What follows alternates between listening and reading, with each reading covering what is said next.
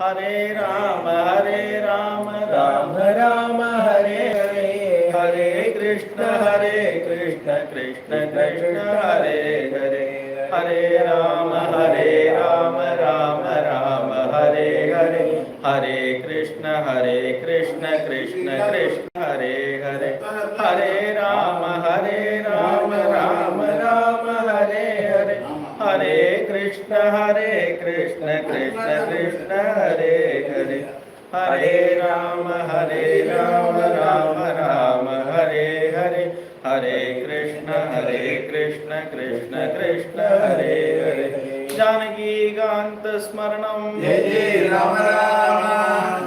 ओम शुक्लां वरदरं विष्णुं शशिवर्णं चतुर्भुजं प्रसन्नवदनं ध्यायेत् सर्वविघ्नोपशान्तये, वागीशाद्याः सुमनसः सर्वार्थानामुपक्रमे यन्नत्वागतकृत्यादौ तं नमामि गजाननं, दोर्भिर्युक्ता चतुर्भिः स्फटिकमणिमयीमक्षमालां ददाना हस्ते नैकेन पद्मं स्थितमविसदुकं पुस्तकं चापरेण भासा कुन्देन्दुशङ्खस्फटिकमणिभा भासमाना समाना सा मे वाग्देवतेयं निवसतु वदने सर्वदा सुप्रसन्ना, पूजन्तं राम रामेति मधुरं मधुराक्षरम् आरुह्य कविताशाखां वन्दे वाल्मीकिकोकिलं, वाल्मीकिर्मुनिसिंहस्य कवितावनचारिणः शृण्वन् रामकथानादं कोनयाति पराङ्गतिम्, यप्पिबन् सततं रामचरितामृतसागरम् अतृप्तस्थं मुनिं वन्दे प्राचेदसमकल्मषं कोट्पदीकृतवाराशिम् अशकीकृतराक्षसं रामायण महामालारत्नं वन्दे अनिलात्मजम् अंजनानन्दनं वीरं जानकी शोकनाशनं कपीशमक्षगन्धारं वन्दे लङ्काभयङ्करं उल्लङ्घ्य सिन्धोसल्लं सलीलं विश्ववक्तिञ्जनकात्मजाय आदाय तेनैव ददाहलङ्कां नमामिदं प्राञ्जलिराञ्जनेयमाञ्जनेयमतिपाटलान्नं काञ्चनाद्रिकमनीयविग्रहं पारिजातधर्मूलवासिनं भावयामि पवमाननन्दनं, यत्र यत्र रघुनाथकीर्तनं तत्र तत्र गतमद्दगाञ्जलिं बाष्पवारि परिपूर्णलोचनं मारुतिं नमद राक्षसान्तकं मनोजवं मारुततुल्यवेगं जितेन्द्रियं बुद्धिमतां वरिष्ठं वादात्मजं मानदैवतमुख्यं श्रीरामदूतं शिरसा नमामि, कर्णाञ्जलिसम्पुटैरगरग सम्यक् पिबत्यादरात् वाल्मीकिर्वदनारविन्दगलितं रामायणाख्यं मधु जन्म व्याधिजराक्तिमानैः अत्यन्तदोपद्रवं संसारं स विगाय गच्छति पुमान् विष्णोर्पदं शाश्वतं, तद्भगतसमाससन्धियोगं सममतरोपनदार्थवाक्यबद्धं रघुवरचरितं मुनिप्रणीतं दशशिरसश्चवदं निशामेत्वं, वाल्मीकिगिरिसम्भूता रामसागरगामिनी पुनादपूर्णं पुण्या रामायण महानदी श्लोकसार समाकीर्णं सर्गकल्लोलसङ्कुलं काण्डग्राहमामीनं वन्दे रामायणार्णवं, वेदवेद्ये परे पुंसि जाते दशरथात्मजे वेद प्राचेदसादासीत् साक्षात् रामायणात्मना, वैदेही सहितं सुरद्रुमदले हैमे महामण्डपे मध्ये पुष्पकमासने मणिमये वीरासने सुस्थितम्, अग्रे वाचयति प्रभञ्जनउदे तत्त्वं मुनिभ्यः परं व्याख्यान्तं वरदादिविपरिमितं रामं भजे श्यामळं, वामे भूमिसुधा पुरश्च हनुमान् पश्चात् सुमित्रासुधा शत्रुघ्नो भरतश्च वाश्वदलयोर्वायुवादिकोणेषु च सुग्रीवश्च विभीषणश्च विराट् तारासुतो जाम्बवान्, मध्ये नीलसरोजकोमलरुचिं रामं भजे श्यामळं, नमोऽस्तु रामाय च लक्ष्मणाय देवी च तस्यै जनकात्मजाय, नमोऽस्तु रुद्रेन्द्रयमानिलेभ्यो नमोऽस्तु चन्द्रार्कमर्कणेभ्यः, रामाय रामभद्राय रामचन्द्राय वेदसे रघुनाथाय नाथाय सीताय पदे नमः, धर्मात्मा सत्यसन्धश्च रामो दाशरथिर्यदि पौरुषेच्छा प्रतिद्वन्द्वं शरणं जगिरामणिं, सकृदेव प्रपन्नाय तवास्मीति च याचते अभयं सर्वभूतेभ्यो ददाम्येतत् मम मानुषादप्रतिष्ठान्त्वमगमः शाश्वती समागा यत्रं च मिथुनादेकम् अवधीः काममोहितं, देयं सदा परिपवग्नविष्टदोगं तीर्थास्पदं शिवविरिञ्चिनुतं शरण्यं धृत्यात्तिकं प्रणतबालभवाप्तिबोधं वन्दे महापुरुषते शरणारविन्दं, मदन्वये मत्पितृभिर्मयाश्च महर्षितुल्यैर्महितो महात्मा मद्भागधेयो मणिनो पुराढ्या कोदण्डरामः कुलदैवतं मे जानकीकान्तस्मरणं आञ्जनेयस्वामिनः प्रेमिकेन्द्र सद्गुरुनाथ महाराज की।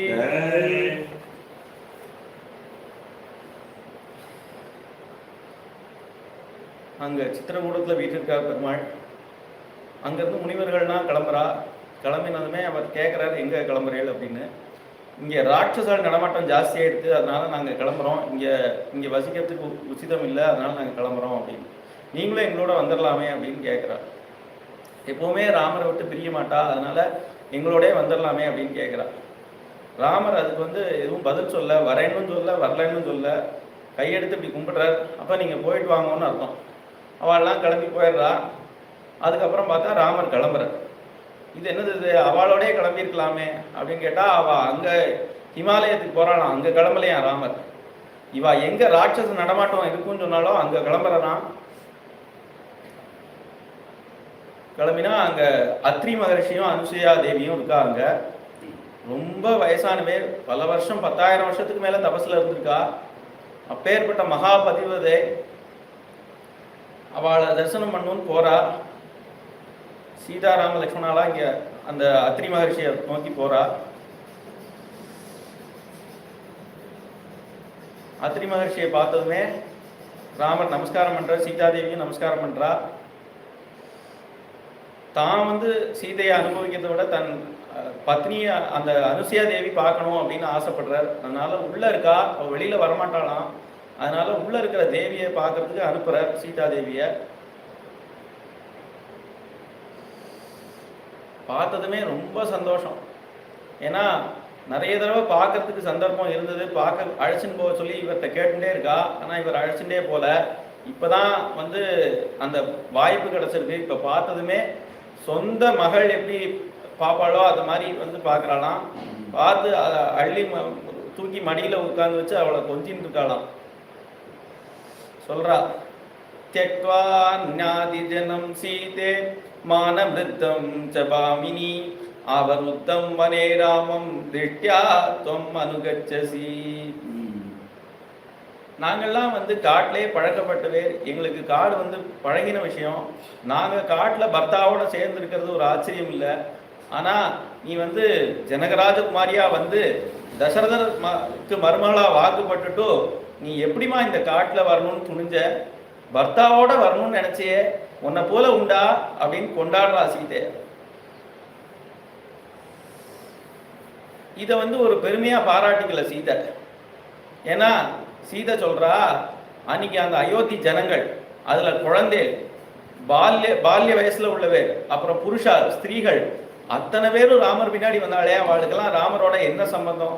ஒரு சம்பந்தமும் இல்லாம ராமரோட அத்தனை பேரும் வந்தாளே. அவ வரும்போது அப்ப நான் சம்பந்தப்பட்டவள், நான் வந்து பர்த்தாவோட வரதுல என்ன ஆச்சரியம் அப்படின்னு கேட்கிறா. இது ஒரு பெரிய ஆச்சரியம் இல்ல. ஆனா நகரஸ்தோ வனஸ்தோ வா பாபோ வா எதி வா சுபகா யாசாம் ஸ்ரீனாம் பிரியோ பர்த்தா தாசாம் லோகா மகோதயா. அவன் எப்பேற்பட்ட பாவியா இருக்கட்டும், அவன் வந்து எவ்வளவு மோசமானவனா இருந்தாலும் அவனோட இருக்கிறது தான் ஒரு ஸ்திரீக்கு வந்து வசதி, அது எந்த லோகமா இருந்தாலும் சரி. அதனால இது ஒரு பெரிய ஆச்சரியம் இல்லை. அவன் வந்து துஷீலகா காமகிருத்தோவா தனைவா பரிவர்த்திதா ஸ்ரீனாம் ஆரிய ஸ்வபாவானாம் பரமம் தெய்வ தம்பதி. அவன் வந்து அவகுணத்தோட இருக்கட்டும், இல்லைன்னா ஒரு காமியா இருக்கட்டும், இல்லை தனத்துக்கு பின்னாடி போறவனா இருக்கட்டும், இப்படி யாரா இருந்தாலும் ஒரு ஸ்திரீ வந்து அந்த பர்த்தாவை விடக்கூடாது. அப்படிதான் வந்து இந்திய நாட்டு ஸ்திரீகள்லாம் இருப்பா அப்படின்னு ஆரிய ஸ்வபாவம்ங்கிறார். இங்க உள்ள ஸ்திரீகள்லாம் அந்த உயர்ந்த குல ஸ்திரீகளா இருப்பா, அவள்லாம் அப்படிதான் இருப்பான்னு சொல்றா, தன்னை மட்டும் சொல்லிக்கல. அப்ப இதுல வந்து ஒரு பெரிய ஆச்சரியம் இல்லை. இது வந்து நான் வந்ததுங்கிறது வந்து என்னோட பதிபக்தி அப்படிங்கிறது ஒரு மூலையில இருக்கட்டும், ஆனா அவரோட அனந்த கல்யாண குணம் யாருமே அவரை விட்டு பிரிய முடியாதுங்கிறாப்புல இருக்கு. அந்த கல்யாண குணங்கள் தான் அதுக்கு காரணம் அப்படின்னு அந்த அவளுக்கு வந்து அந்த பெருமையை அப்படியே பர்த்தாவுக்கும் திருப்பி விட்டாலும். அதை பார்த்து ஆச்சரியப்படுறா அனுசூய. என்னம்மா உங்ககிட்ட இருக்கிற குணத்தை நான் சொல்றேன், அதையும் நீ பர்த்தாவுக்கு சொல்றியே. ஒவ்வொரு ஸ்திரீகளும் என்ன பண்ணுவா, பர்த்தாவை குறை சொல்லிட்டு தன்னை பெருமைப்படுத்திப்பா. நீ என்னம்மா இது, உனக்கு இருக்கிற பெருமையை நான் சொல்றேன், அதையும் உங்க பர்த்தாட்ட திருப்பறியே அப்படின்னு ஆச்சரியப்படுறா.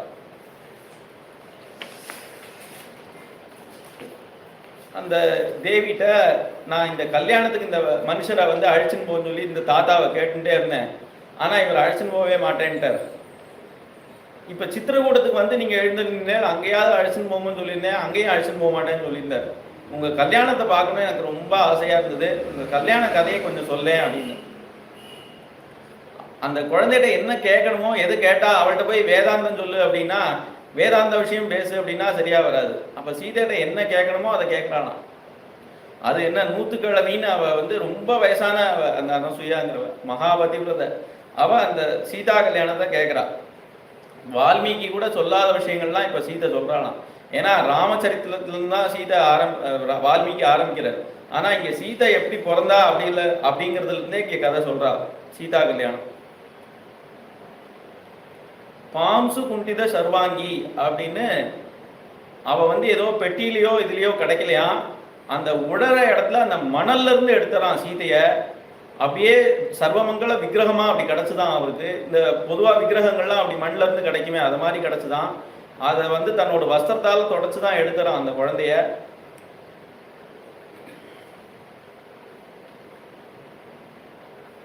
உடனே மேல இருந்து ஒரு அசரீரி கேட்டுதான், அந்தரிச்சேஜவாகுப்தாம் பிரதிமா மானுஷி கில ஏவமே தன் நரபதே தர்மேண தனையாதவ.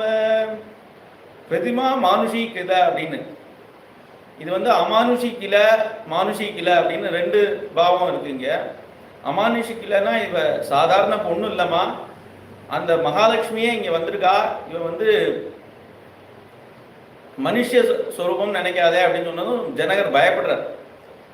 இல்லை நீ பயப்படாத, மானுஷிக் இல்லை, இவ பொண்ணு தான், உன்னோட பொண்ணாவே நீ வளர்க்கலாம், தர்மேன தனையா தவ, உன்னோட பொண்ணாவே நீ எடுத்து வளர்க்கணும் அப்படின்னு சொல்லி அசரீரி வாக்கு சொல்றது. அப்ப இவர் எப்படி நம்ம சீதா கல்யாணம் அங்க பாலகாண்டத்துல அனுபவிச்சோமோ அது மாதிரி அந்த விற்த்தாந்தங்கள் பூரா இங்க சொல்றா. ரொம்ப சந்தோஷப்படுறா. அவளுக்கு அந்த கல்யாண அலங்காரம் பூரா பண்ணி பார்க்குறா. தான் அத்தனையும் வச்சுருந்துருக்காளாம். அதை பூரா பண்ணி சீதாதேவிக்கு பண்ணி பார்க்குறா. அது தான் பார்த்தது மட்டும் போறாதான், அதை வந்து ராமர் காட்டணும் ஆசைப்படுறா. ராமரை உள்ள அழைச்சு ரெண்டு பேரையும் சேர்த்து வச்சு பார்க்கலாம், ஆனால் அப்படி பண்ண மாட்டாளாம்.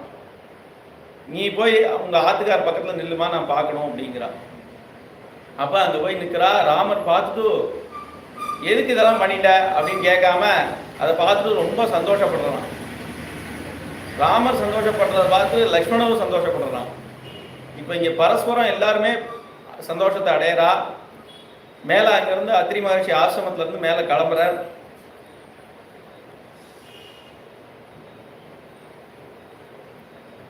பிரவிஷ்யது மகாரண்யம் தண்டகாரண்யம் ஆத்மவான் ததர்ஷ ராமோ துர்தர்ஷா தாபசாஸ்ரம மண்டலம். இனிமே வரக்கூடிய காடு வந்து பயங்கரமான காடு. பிரவிஷ்யது மகாரண்யம், அங்க ரிஷிகள்லாம் வந்து எப்படி தபசு பண்றா அப்படிங்கிறத சொல்றா.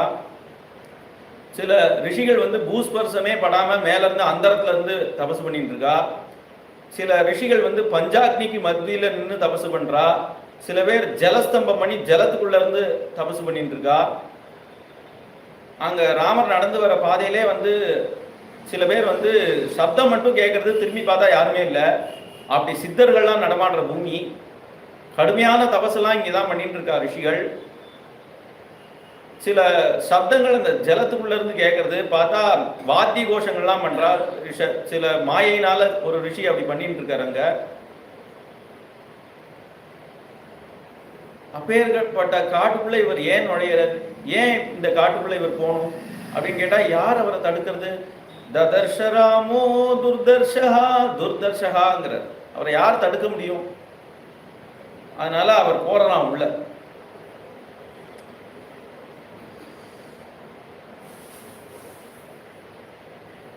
அங்க ரிஷிகள்லாம் வந்து தபசு பண்ணிட்டு இருப்பா. நடுவில் வந்து தபசு கலையும். அப்புறம் ஒரு கேப் இருக்கும். அந்த கேப்பில் என்ன பண்ணுவா அப்படின்னா ஒரு ஆசிரமம் போட்டுப்பா, அங்கே விசாந்தி எடுத்துப்பா, திரும்ப அடுத்த தபசு ஆரம்பிப்பா. அந்த சமயத்தில் என்ன ஆகும் அப்படின்னா பல ரிஷிகள் இதை மாதிரி வந்து தபசுலேயே இருப்பா. அவள் தபசு ஒரு தபசு முடிஞ்சதும் அடுத்த தபசுக்கு நடுவில் அங்கே ஒரு அக்ரஹாரம் மாதிரி அமைச்சுப்பா, அதில் வசிச்சுன்னு இருப்பா. அந்த ரிஷிகள்லாம் அங்கே இருக்கா. ஆனால் எந்த ராமரை பார்க்க அவள் வந்து அங்கே அந்த அரண்யத்தில் தபசு பண்ணிட்டு இருக்காளோ அந்த ராமரே வந்திருக்கார். ஆனால் இன்னும் அவள் தபஸில் இருக்கா. அப்போ ராமச்சந்திர பிரபு என்ன பண்ணுறார், தன்னோட ஒரு திவ்யமங்கல விக்கிரகத்தை அவள் ஹிருதயத்தில் உண்டாக்குறார்.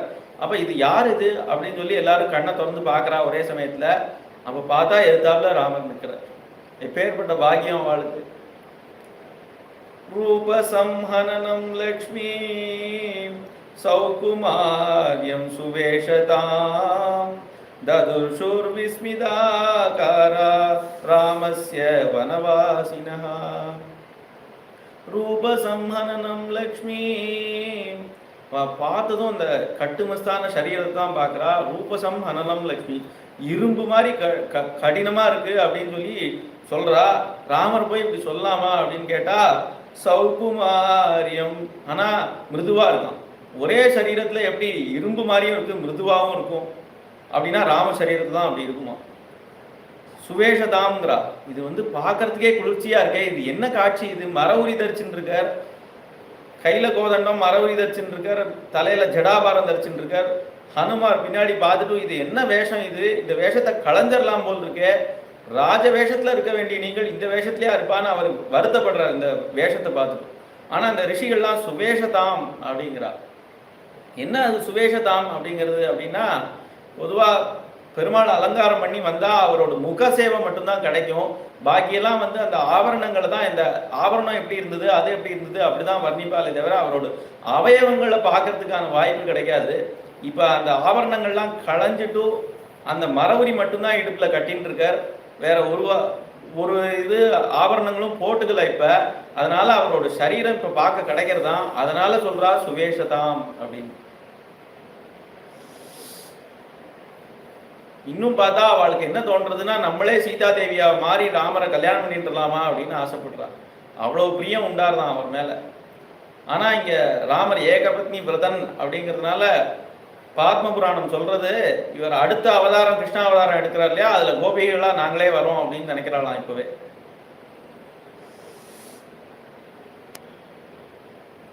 உடனே அந்த ரிஷிகள்லாம் பார்த்துட்டு, புஷ்பம் மூலம் ஃபலம் சர்வம் ஆசிரமம் ச மகாத்மனா நிவேதயித்வா தர்மஜா தே ததா பிராஞ்சலையோ துருவன்.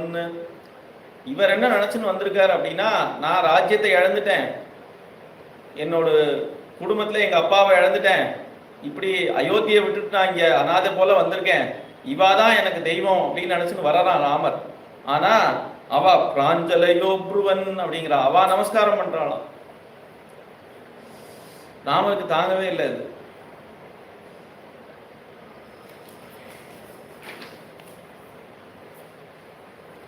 நானே ராஜ்யத்தை இழத்துன்னு வரேன், நீங்க வந்து என்ன வந்து சரணடைகிறேன், நான் வந்து ராஜாவா அப்படின்னு கேட்கிறேன். அது என்ன, ராமருக்கு வந்து அயோத்தி ராஜ்யம் தான் ராஜ்யமான்னு, சர்வலோகத்துக்கும் அவர் தான் ராஜா. அந்த ஒரு பட்டத்தை, லோகநாயகன்கிற பட்டத்தை அவர்கிட்ட இருந்து யாருமே எடுக்க முடியாது. இன்னைக்கு அயோத்தி ராஜ்யம் இல்லைன்னா என்ன, நகரஸ்தோ வனஸ்தோ வா தொம் நோ ராஜா தினேஸ்வரா அப்படிங்கிறா. நீ நகரத்துல தான் இரு, வனத்துல தான் இரு, நீ தான் எங்களுக்கு ராஜா அப்படிங்கிறா.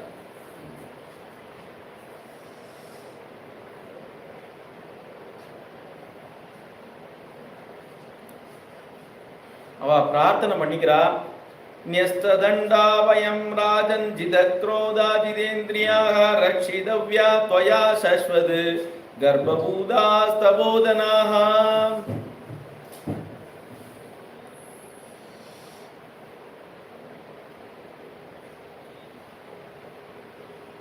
பொதுவா வந்து சரணாகதி பண்ணியாச்சு அப்படின்னா எப்படி இருக்கணும் அப்படின்னா, ஒரு பத்திரம் புஷ்பம் பலம் அது மாதிரி தான் கிடக்கணும். அவளா வந்து என்னை காப்பாத்து அப்படின்னு சொல்லக்கூடாது. ஆனா இங்க வந்து என்ன சொல்றா அப்படின்னா, எங்களை ரட்சிக்க தெரியாது, நாங்க வந்து கர்ப்பபூதா ஸ்தபோதனாகா அப்படிங்கிறா. பொதுவா மர்க்கட ரீதி மார்ஜால ரீதின்னு ரெண்டு ரீதி உண்டு. அதுல மர்க்கட்ட ரீதி அப்படிங்கிறது, ஒரு குரங்கு என்ன பண்ணும் அப்படின்னா, தன்னோட குட்டியை அதை பிடிச்சிக்காது, அது கண்டுக்காம இருக்கும். இந்த குட்டி தான் அந்த குரங்கை பிடிச்சிக்கணும், விட்டுருதுன்னா அந்த கூட்டத்திலே சேர்த்துக்க மாட்டா. இது வந்து மர்க்கட சிசு ரீதி. மார்ஜால சிசு ரீதியில என்ன பண்ணுவோம் அப்படின்னா, அந்த குழந்தை தேவைன்னு இருக்கும், இந்த பூனை தான் வந்து அதை கவ்விண்டு எங்க கொண்டு போகணுமோ அங்க கொண்டு போய் பத்திரமா சௌக்கியமா வைக்கும். அந்த குட்டி பூனை கவலையே படாது, அதுவாட்டு இருக்கும். இந்த ரெண்டு ரீதி இருக்கு. அப்ப எப்படி நம்ம இருக்கணும் அப்படின்னா, யதா ததாவா விததாது அம்படகா மத் பிராணநாதஸ்து சயேவ நாபரகா அப்படின்னு இருக்கணுமா. அவன் பார்த்து என்னை ரட்சிச்சா ரட்சிச்சிட்டோம், இல்லைன்னா நான் கடந்தா கடக்கிறேன் அப்படின்னு தான் இருக்கணுமா. அவன்கிட்ட போய் ஒரு பிரார்த்தனை அப்படின்னே பண்ணக்கூடாதான். அப்படிதான் வந்து சரணாகதி சாஸ்திரம் சொல்றது. ஆனா இவ இப்ப பிரார்த்தனை பண்ணிட்டு இருக்காளே அப்படின்னு கேட்டா, நாங்க வந்து ஒரு பிறந்த குழந்தையா இருந்தா அது அது ஒரு கஷ்டம், அது ஒரு பால் வேணும் அப்படின்னா கத்தும், அது அம்மாவை கேட்கும், அழும், ஏதாவது அடம் பண்ணியாவது வாங்கும். ஆனா நாங்கள்லாம் கர்ப்பபூதர்கள் அப்படிங்கிறா.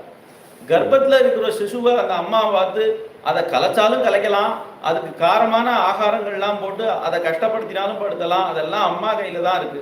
அதனால அந்த குழந்தைக்கு ஒரு காரமா இருக்கு அப்படின்னு சொல்ல தெரியாது, ஒரு கஷ்டம்னா அதுக்கு சொல்ல முடியாது. அது மாதிரி கர்ப்பபூதர்கள் எங்களுக்கு வந்து எங்க கஷ்டத்தை உனக்கு சொல்ல தெரியாது, என்னை காப்பாத்துன்னு கூட எங்களுக்கு சொல்ல தெரியாது, நீ எங்களை காப்பாற்றணும் அப்படின்னு சொல்லி சொல்றான்.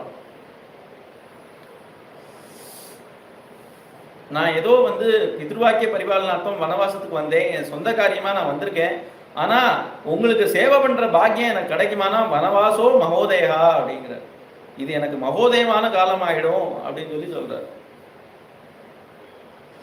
மேல அங்கிருந்து புறப்பட்டு போற.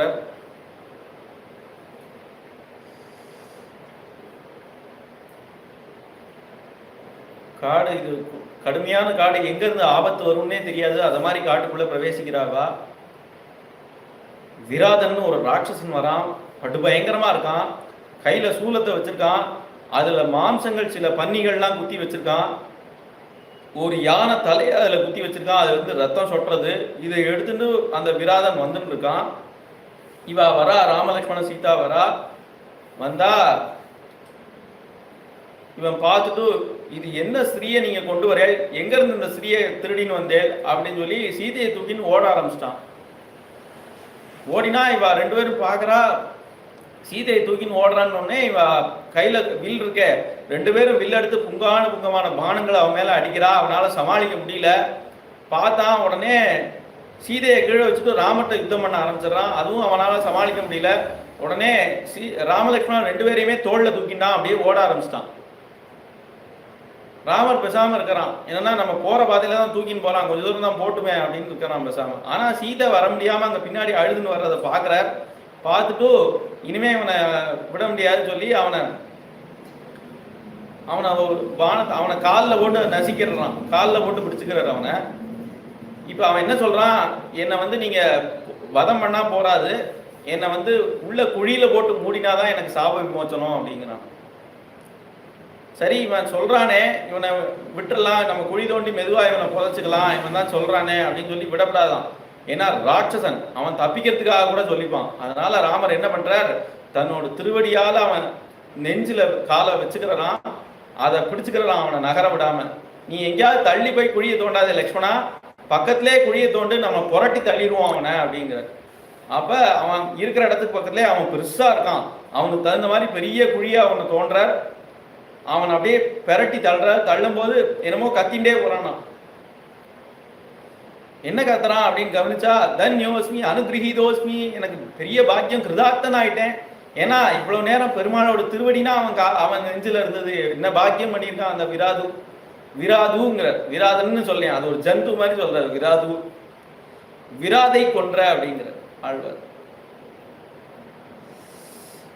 அவனை தள்ளி மூடிட்டார். மேல அங்கிருந்து கிளம்புறா. அவனுக்கு சாப விமோச்சனமா ஆயிடுத்து. ராமர் திருவடியே அவனோட நெஞ்சில பட்டுதான், அப்புறம் சாபம் என்ன. அங்கதான் சரபங்க ஆசிரமம் இருக்கு, அதை நோக்கி போயிட்டு இருக்கா. அதை நோக்கி போகும்போதே மேல இந்திரன் வர்றது தெரிகிறது. நேரா அந்த ஆசிரமத்துக்கு போறா. அங்க பார்த்தா சரபங்கர் என்ன பண்றார், இந்திரனை நிறுத்தி வச்சிருக்கிறான். இந்திரனை நிறுத்தி வைக்க முடியுமா எங்கேயாவது? அவன் மேல்லோகத்துக்கு அழைக்க வந்திருக்கான், அவன் காலம் முடிஞ்சு போச்சு, நீர் வரணும் அப்படின்னு சொல்லி. ஆனா அவர் நிறுத்தி வச்சிருக்கிறான்.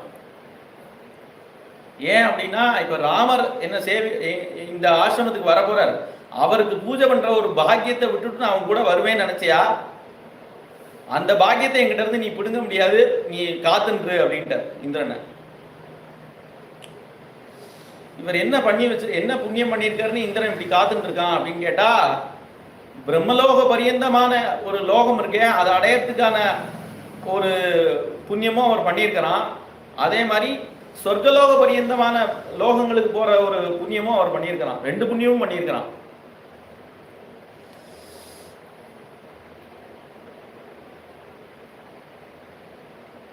பிராமியாச்ச நாகபிருஷ்டியாச்ச அப்படிங்கிற பிரம்மலோகம் போறதுக்கான புண்ணியமும் பண்ணியிருக்கார், சொர்க்கலோகம் போறதுக்கான புண்ணியமும் பண்ணியிருக்கார்.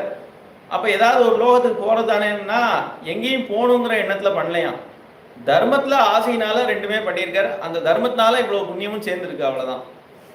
இப்ப ராமர் அங்க வந்ததும் அவர்கிட்ட கேட்டு தெரிஞ்சுக்கிறார், இவன் இந்திரன் தான் வந்திருக்கான் அப்படிங்கிறத தெரிஞ்சுக்கிறார். ராமருக்கு பண்ண வேண்டிய பூஜைகள்லாம் பண்றார். ராமர் எல்லா இடத்துலையுமே அவர் நமஸ்காரம் பண்றாப்புல தான் வரார். ஆனா அவள்லாம் ராமருக்கு பூஜை பண்றா. இப்ப 2 புண்ணியம் வச்சிருக்கார் இல்லையா, 2 புண்ணியத்தையும் ராமார்ப்பணம் பண்ணிட்டாராம். அவர் ஏன்னா பிரம்மலோகம் போகணும்னு அந்த புண்ணியத்தை பண்ணல, சொர்க்கலோகம் போகணும்னு பண்ணல. பிரம்மலோகம் ந கச்சாமி த்வாம் அதிர்ஷ்ட்வா பிரியாதிதிம் त्वयाहं पुरुष व्याघ्र धार्मिकेन महात्मना.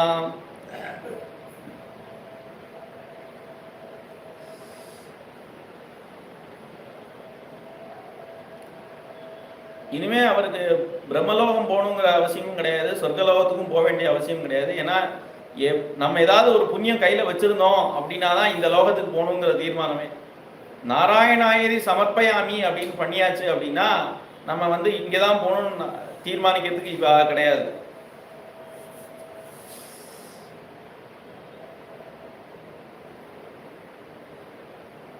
மேல அங்கிருந்து போறா.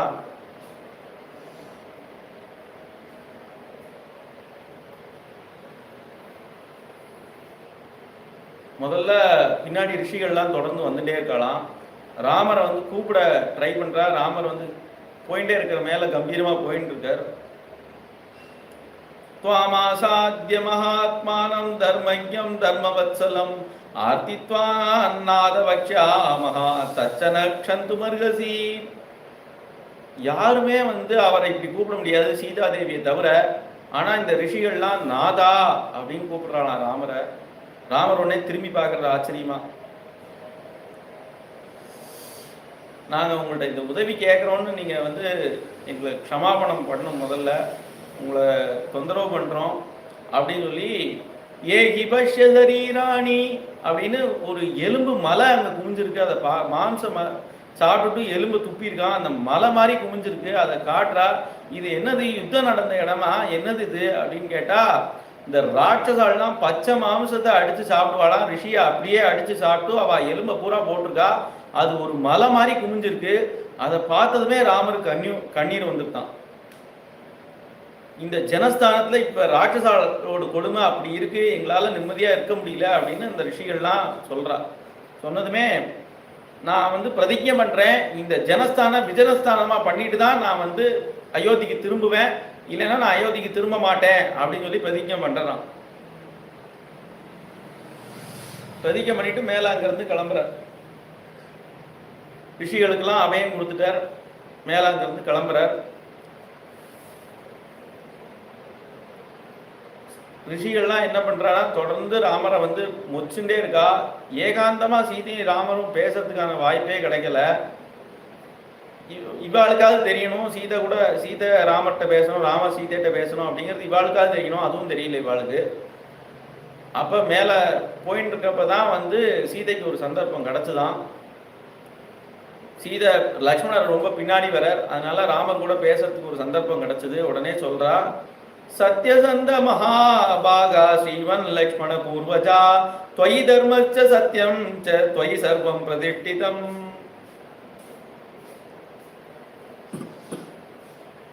ராகவா, உங்கள்கிட்ட எல்லா தர்மங்களும் இருக்கு, நீ சத்தியசந்தன், எல்லா குணங்களும் உங்கள்கிட்ட பரிபூர்ணமா இருக்கு. இன்னும் ஒரே ஒரு குணம் உங்கள்கிட்ட இருந்தா ரொம்ப நன்னா இருக்குமே, இந்த அஹிம்சா அப்படிங்கிற ஒரு தர்மமும் உங்கள்கிட்ட இருந்தா நன்னா இருக்குமே. எதுக்கு சொல்றா அப்படின்னா, இப்பதான் ஜனஸ்தானத்தை விஜனஸ்தானம் ஆக்கிடுவேன் அப்படின்னு ரிஷிகளுக்கெல்லாம் வாக்கு கொடுத்தார் இல்லையா, அதுக்காக சொல்றா. ஏன் ராட்சசாலாம் கொல்லணும், அவளுக்கெல்லாம் அபயம் கொடுத்து விடப்படாதா அப்படின்னு சொல்லி கேட்கறா. அதனால அஹிம்சா தர்மத்தையும் உங்கள்ட்ட இருந்தா நன்னா இருக்குமே அப்படின்னு சொல்லி சொல்றா. இல்ல இல்ல அவ கேட்டா, அதனால நான் ஏதோ சொல்லிட்டேன், அதெல்லாம் நீ நிஜம் நினைச்சுக்காத, அப்படி சொல்ல முடியாதான். சத்யசந்த மகாபாகால் ஸ்ரீமன் லக்ஷ்மண பூர்வஜா அப்படிங்கிறா. அவ சொல்றா, தவ வஷ்யேந்திரத்துவம் ந ஜானாமி சுபதர்ஷனா அப்படிங்கிறா. அந்த சித்திரகூடத்துல நீங்க வந்து எங்கிட்ட பழகினேல, அந்த ஜிதேந்திரியன்கிற விஷயம் எனக்கு தெரியும் அப்படிங்கிறா. அந்த தர்மமும் உங்கள்ட்ட இருக்குங்கிறது எனக்கு தெரியும், ஆனா இங்க வந்து அஹிம்ச தர்மமும் இருந்தா தேவையில்ல அப்படிங்கிறா.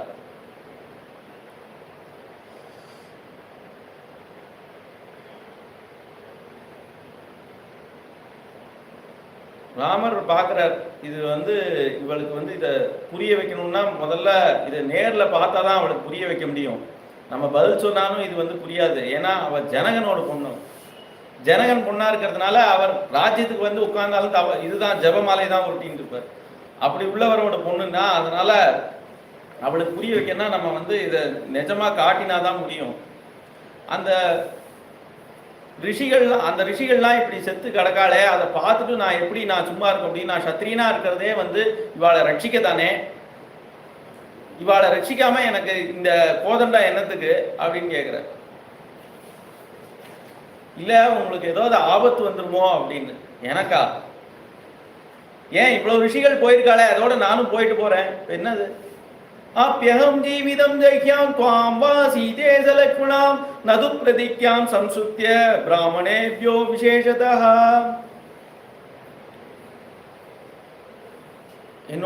என்னோட ஜீவனே போனா போட்டுமே, இல்ல என்னோட உயிரான சீதை நீ போனாலும் போட்டுமே, அந்த லக்ஷ்மணனும் போட்டுமே, ஆனா அந்த ரிஷிகளுக்கு நான் அபயம் கொடுத்தது அதை மீறவே மாட்டேன். அது சாதாரணமா அபயம் கொடுத்தாலே நான் மீற மாட்டேன், அதுவும் ரிஷிகளுக்கு கொடுத்த நான் ஒரு பிரதிக்கையை நான் வந்து எப்பவுமே மீற மாட்டேன். அதனால என்ன நடந்தாலும் சரி அப்படிங்கிறான்.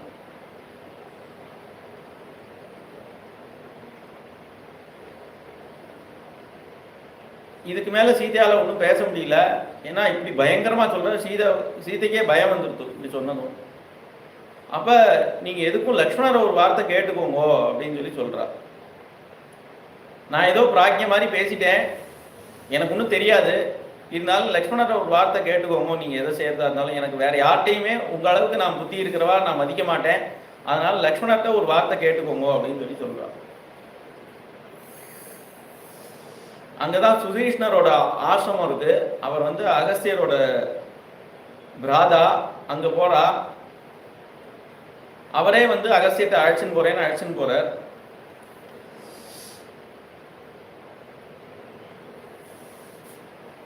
அங்க போய் சொன்னா, அகஸ்தியர்கிட்ட போய் சொல்றா, இந்த மாதிரி ராமர் வந்திருக்கார் அப்படின்னு சொன்னான். அகஸ்தியரே எழுந்து ஓடுறத பார்த்துட்டு அங்க ஒவ்வொருத்தர் ஒவ்வொன்று பண்ணிட்டு இருக்கானாம். ஒரு ரிஷி என்ன பண்றார், மாலையை வச்சு இப்படி ஜபம் பண்ணிட்டு இருக்கார். ஒரு ரிஷி வந்து பிரணயத்தை தியானம் பண்ணிட்டு இருக்கார், பிரணவ ஜபம் பண்ணிட்டு இருக்கார். ஒருத்தர் ஹோமம் பண்ணிட்டு இருக்கார். இப்படி ஒருத்தர் அதிதி சத்காரம் பண்ணிட்டு இருக்கார். இப்படி எல்லாம் பண்ணிட்டு இருக்கா. இந்த அகஸ்தியரே எழுந்து ஓடினதை பார்த்துட்டு எல்லாரும் அப்படியே கையில இருக்கிறது என்ன இருக்கோ அதோட ராமர்கிட்ட வரலாம், அதை வச்சுட்டு வரணும், அதை நிறுத்திட்டு வரணும்னு நினைக்கலையாம். ஒருத்தர் பாராயணம் பண்ணிட்டு இருக்கார், அந்த புக்கவே மூடலை, அப்படியே வரார். கையில மாலையை அப்படி உருட்டின்னு இருக்கார், அந்த மாலையோட வரார். ஒருத்தர் அக்னிஹோத்திரம் பண்ணி அந்த தர்வியில நெய் எடுத்து இப்படி விட்டுருக்கார், விடும்போது ராமரை பார்த்துட்டு தர்வியோட வரலாம் அப்படியே. ஏன்னா அகஸ்தியர் போறதை பார்த்தோன்னே யாரோ அவ்வளோ பெரியவர் வந்திருக்கார், யாருன்னு இன்னும் தெரியாது, அவ்வளோ பெரியவர் வந்திருக்காருன்னு சொல்லிட்டு அவ அப்படி அப்படியே ஓடுறாங்க. அந்த அதிதி சத்காரம் பண்ணிட்டு இருக்கார் ஒருத்தர், ஒரு ரிஷி வந்திருக்காரு, அவருக்கு ஆகாரம் கொடுத்துட்டு இருக்கார். பார்த்தா அந்த ஆகாரம் சாப்பிட்ற ரிஷியை காணும். இவர் போடுற வரையும் காணும், அவர் சாப்பிட்ற வரையும் காணும். சரி, அங்கே ஒரு பூனை இருக்கு, அதாவது சாப்பிடுமான்னு பார்த்தா அந்த பூனையும் ராமரையே பார்க்கலாம். ராமரை அழைக்க ஓடி வந்தார். அவரோட ஆசிரமத்தில் வந்து எப்படி இருக்கு அப்படின்னா, ஒவ்வொரு தேவதைகளுக்கும் ஸ்தானம் வச்சிருக்கலாம். அக்னி ஸ்தானம், இந்திரஸ்தானம், அது மாதிரி ஒவ்வொன்றுக்கும் ஸ்தானம் வச்சுட்டு இருக்கிறான். அதில் விஷ்ணுக்கு ஒரு ஸ்தானம் வச்சுருக்கார், பரமேஸ்வரன், விக்னேஸ்வரர் ஒவ்வொருத்தருக்கும் ஸ்தானம் வச்சிருக்கார். அதில் இந்த ராமரை கொண்டு விஷ்ணுவோட ஸ்தானத்தை கொண்டு இறக்கினதான். அவள்லாம் வந்து வாயால் சொல்ல மாட்டா, ஆனால் செய்கையில் காட்டுவா ராமர் யார் அப்படிங்கிறத. சீதையை ரொம்ப பாராட்டுறார் இந்த ரிஷி. பர்த்தாவோட இப்படி கிளம்பி வந்துட்டியேம்மா, உன்னோட உன்னோட ஞாதி ஜனங்கள்லாம் விட்டுட்டு வந்துட்டியே, ஜனகர் நான் போய் வந்து ஜனகராத்தில் இருக்கேன், நீங்கள் 14 வருஷம் கழிச்சுட்டு வாங்கோ அப்படின்னு சொல்லாமல் ராமரோட அப்படி கிளம்பி வந்தையே, இல்லை அயோத்தி ராஜ்யத்தில் நமக்கு பங்கு உண்டே, அதை கேட்டு நம்ம தனி கொடுத்தனம் போவோம் அப்படின்னு சொல்லாமல் இப்போ ராமரோட கிளம்பி வந்தையே அப்படின்னு சொல்லி ரொம்ப பாராட்டுறார். உங்கள் வனவாசத்து பாக்கி உள்ள காலம் நீங்கள் இங்கேயே தங்கலாம் அப்படின்னு சொல்லி சொல்கிறார். சொன்னால் அன்னைக்கு ராத்திரி கழியிறது, அடுத்த நாள் காலமே பார்த்தா முதல்ல அகஸ்தியரை பார்க்குறார். பார்த்ததுன்னு சொல்கிறார், நீங்கள் இங்கே தங்க வேண்டாம் அப்படிங்கிறார். என்னடா இது, நேற்று ராத்திரி தான் இங்கே தங்கலாம் 14 வருஷம் அப்படின்னு சொன்னார், இப்போ காலமே பார்த்தா இங்கே தங்க வேண்டாங்கிறாரே அப்படின்னு கேட்டால், நீ என்ன சங்கல்பம் பண்ணியிருக்கியோ அது எனக்கு புரிஞ்சிருத்தோ அப்படிங்கிற. எதையுமே அவள் வந்து வெளியில் பேசிக்கல, ஆனால் உள்ளே சொல்கிறார், இது மாதிரி நான் புரிஞ்சுட்டேன் அப்படிங்கிற. அப்போ இது உச்சிதமான இடம் இல்லை உன்னோட சங்கல்பத்துக்கு, நீ வந்து பஞ்சவடின்னு கொஞ்சம் தள்ளி ஒரு இடம் இருக்குது, அங்கே போய் இருந்தால் தான் உன்னோட சங்கல்பத்துக்கு சரியாக வரும், அதனால் நீ அங்கே போயிடும் அப்படிங்கிற. ஆனால் விஷ்ணு தனுசு அதெல்லாம் எடுத்து கையில் கொடுக்குற, ராமருக்கு கொடுக்க அந்த அம்புரா துணி அதெல்லாம் எடுத்து கொடுக்குறாரு. என்னெல்லாம் நாளைக்கு உபயோகப்படுறதோ அதெல்லாம் யுத்தத்துக்கு உபயோகப்படுற சாமான்லாம் கொடுக்குறாராம் அகஸ்தியர். வருணன்ட்டு அப்போ பாலகாண்டத்தை கொடுத்த அந்த அதே விஷ்ணு தனுசு தான் இப்போ அகஸ்தியர் கையில் வந்துருக்கு, அதை தான் இப்போ ராமர்கிட்ட ஒப்படைக்கிறார். வற்றாத துணிரம் அது இருக்கு, அதில் அம்புகள் எப்போவுமே இருந்துகிட்டே இருக்குமா. ஒரு வாழ் கொடுக்குறார், மற்ற ஆயுதங்கள்லாம் கொடுக்குறார். மேலே பஞ்சவடிக்கு புறப்படுறா.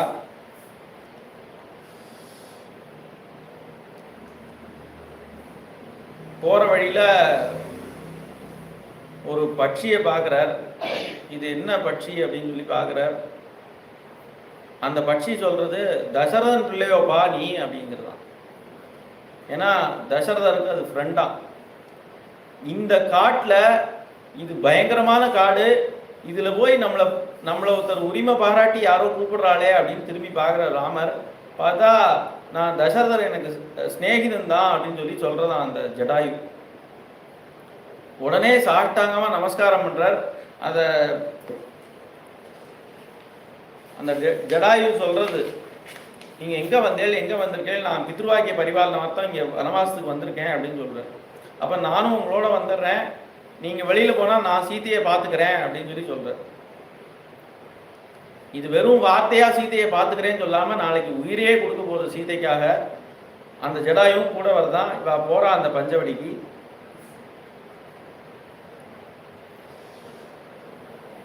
பஞ்சவடிக்கு போனால் அங்கே ஒரு ஆசிரமம் கட்டணும், இந்த இடத்துல ஆசிரமம் கட்டினா தேவையில்லையே அப்படின்னு சொல்லிட்டு இருக்கார் ராமர். சொல்லிட்டு இருக்கும் போதே அங்கே லக்ஷ்மணர் வந்து என்ன பண்ணுறார், ஒரு அருமையான ஆசிரமத்தை இங்கே அமைக்கிறார். அண்ணா இதை பாருங்க அப்படிங்கிறார். பாருங்கன்னு திரும்பி பார்த்தா இது ஏதோ ஒரு க்ஷணத்தில் பண்ணுற விஷயம் இல்லை. லக்ஷ்மணரோட அந்த கை சாமர்த்தியம் அப்படி இருக்கான். ஒரு அருமையான ஆசிரமம் கட்டியிருக்கார்.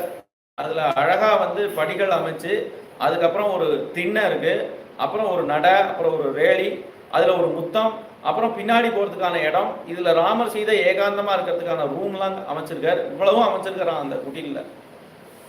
அவ்வளோ அருமையாக பண்ணிட்டார்.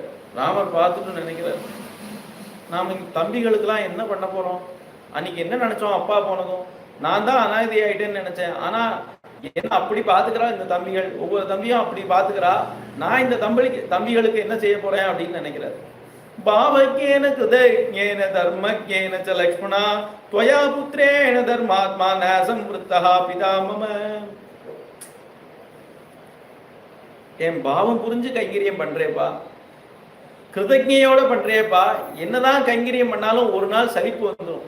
யார் பண்ணாலுமே யாருக்கு பண்ணாலுமே ஒரு நாள் சலிப்பு வந்துடும். அந்த சலிப்பே இல்லாம இப்ப கைங்கரியம் பண்ணிட்டு இருக்கேப்பா.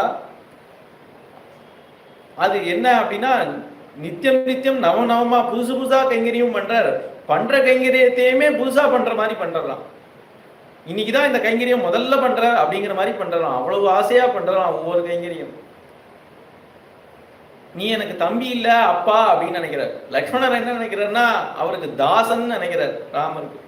ஆனா ராமர் என்ன நினைக்கிறார் அப்படின்னா, எனக்கு அப்பா நீ அப்படின்னு நினைக்கிறார். அப்பா மாதிரி பாத்துக்கிறியப்பா, என்ன இப்படி பாத்துக்கிறியப்பா லக்ஷ்மணா அப்படின்னு சொல்லி சந்தோஷப்படுறார்.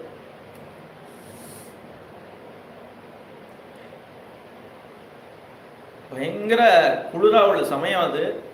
அந்த சமயத்துல கூட ராமர் காலமே தீர்த்தமாடுவாராம். அந்த கோதாவரி கை வச்சாலே ஷாக் அடிக்கிற மாதிரி அந்த குளிர் காலமே, அதுல போய் வந்து ஸ்நானம் பண்ணுவாராம் ராமர். ராமருக்கு முன்னாடி லக்ஷ்மணர் எழுந்து அந்த குடிலோட வாசல்ல காத்துட்டு இருப்பார். எப்பவும் போல அந்த ரங்கேசமாம் பாகி ரங்கேசமாம் பாகி ரங்கேசமாம் பாகி ரங்க பிரபோ அந்த சப்தம் வந்து கேட்குமா. அது கேட்டதுமே வா எழுந்தாச்சு வெளியில வரப்போறா அப்படின்னு வெளியில காத்துட்டு இருப்பார். முதல் தரிசனம் லக்ஷ்மணருக்கு தான், சீதாராமாலாம் அங்க தரிசனம். அப்படியே அழைச்சின்னு போவாங்க. அந்த குளிர்ல நீங்க வந்து ஸ்நானம் பண்ண வேண்டாமே, நான் வெந்நீர் போட சொன்னா போட்டு தர மாட்டேனா அப்படிலாம் கேட்கணும்னு ஆசை. ஆனா அவரோட கம்பீரம் இது எதையுமே கேட்க விட மாட்டேங்கிறது, பயப்படுறாரு லக்ஷ்மணரே. ராமர் சீதையும் இறங்கி குளிச்சுட்டு இருக்கா. இவர் இதெல்லாம் மனசுல நினைச்சுட்டு இருக்கார். இதை ராமர்கிட்ட சொல்ல முடியாது அப்படின்னாலும் அவரோட ஹிருதயம் பரதன் வரைக்கும் போச்சு. இதுவாது பரவாயில்ல, கொஞ்சம் தள்ளி இருக்கு. ஆனா அங்க சரையு நேர மானசரோவர்ல இருந்து வருது. அதோட குளிர் தாங்கவே முடியாது. அந்த பரதன் என்னதான் பண்றானோ, அவன் வந்து சரையுக்கே பொதுவாகவே குளிக்க வரமாட்டானான். இவ தெரியாதனமா ஒரு நாள் கூட்டின்னு போயிட்டா அடுத்த நாள் ஜலதோஷம் வந்துடும். அவன் அம்மா விடமாட்டேன், அவனுக்கு ஜலதோஷம் வந்துடும், இனிமே வேண்டாம் அப்படின்னு சொல்லிடுவாளாம். அப்படி சுகமா வளர்ந்த பிள்ளைனா அந்த பரதன், கஷ்டமே பார்த்தது இல்லையே, அவன் ஏன் இப்படி கஷ்டப்படணும் அப்படின்னு பரதனோட குணங்களையே பேசுற. அத்யந்த சுக சம்ருத்தா சுகுமாரஹ சுகோசிதஹ கதன்வ பரராத்ரேஷு சரயும் அவகாகதே. அந்த பரதனை பத்தி பேசினதுமே ராமருக்கு வந்து எல்லாமே மறந்து போச்சு. தான் பண்றதெல்லாம் அப்படியே நிப்பாட்டிட்டார். அப்படியே பரதனோட தியானத்துல அப்படியே நிற்கிறார்.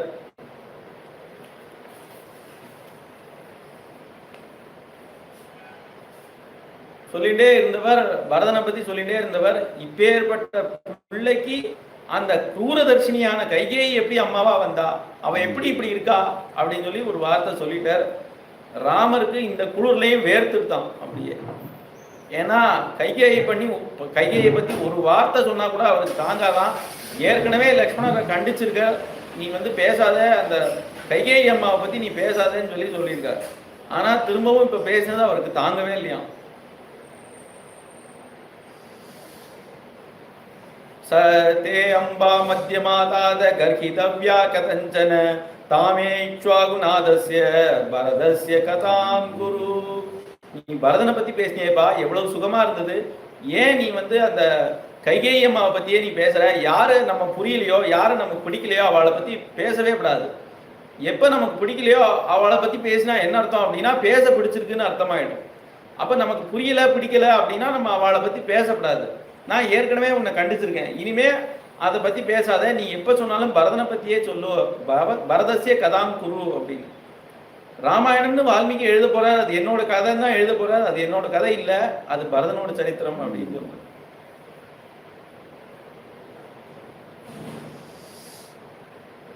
அங்க ஆசிரமத்துல தங்கியிருக்கா. ஸ்நானம் பண்ணிட்டு வந்து இவர் அனுஷ்டானத்துல உட்கார்ந்துருக்கார்.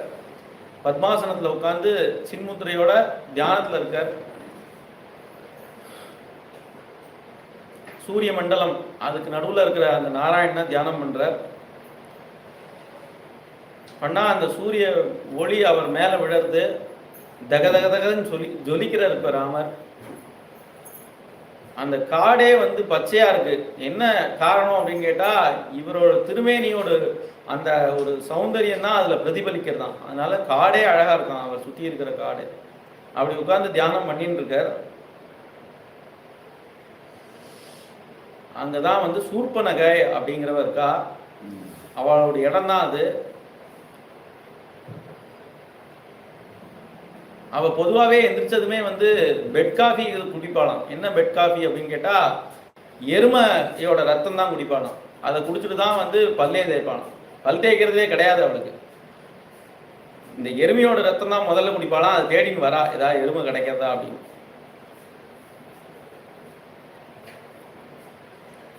அந்த மாதிரி மோப்பம் பிடிச்சுன்னு வர ஒரு பிராணி வருமே, அதை மாதிரி வராலாம், ஏதாவது கிடைக்கிறதா பார்க்கணும்.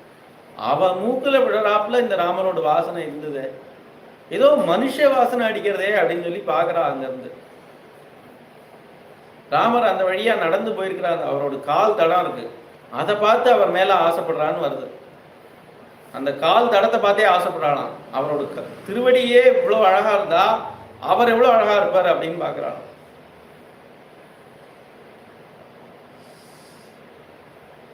அவ வரா, ராமர் முன்னாடி வந்து நின்றுட்டா. அவர் இன்னும் ஜபத்துல தான் இருக்கார், கண்ணை மூடின்னு ஜபம் பண்ணிட்டு இருக்கார்.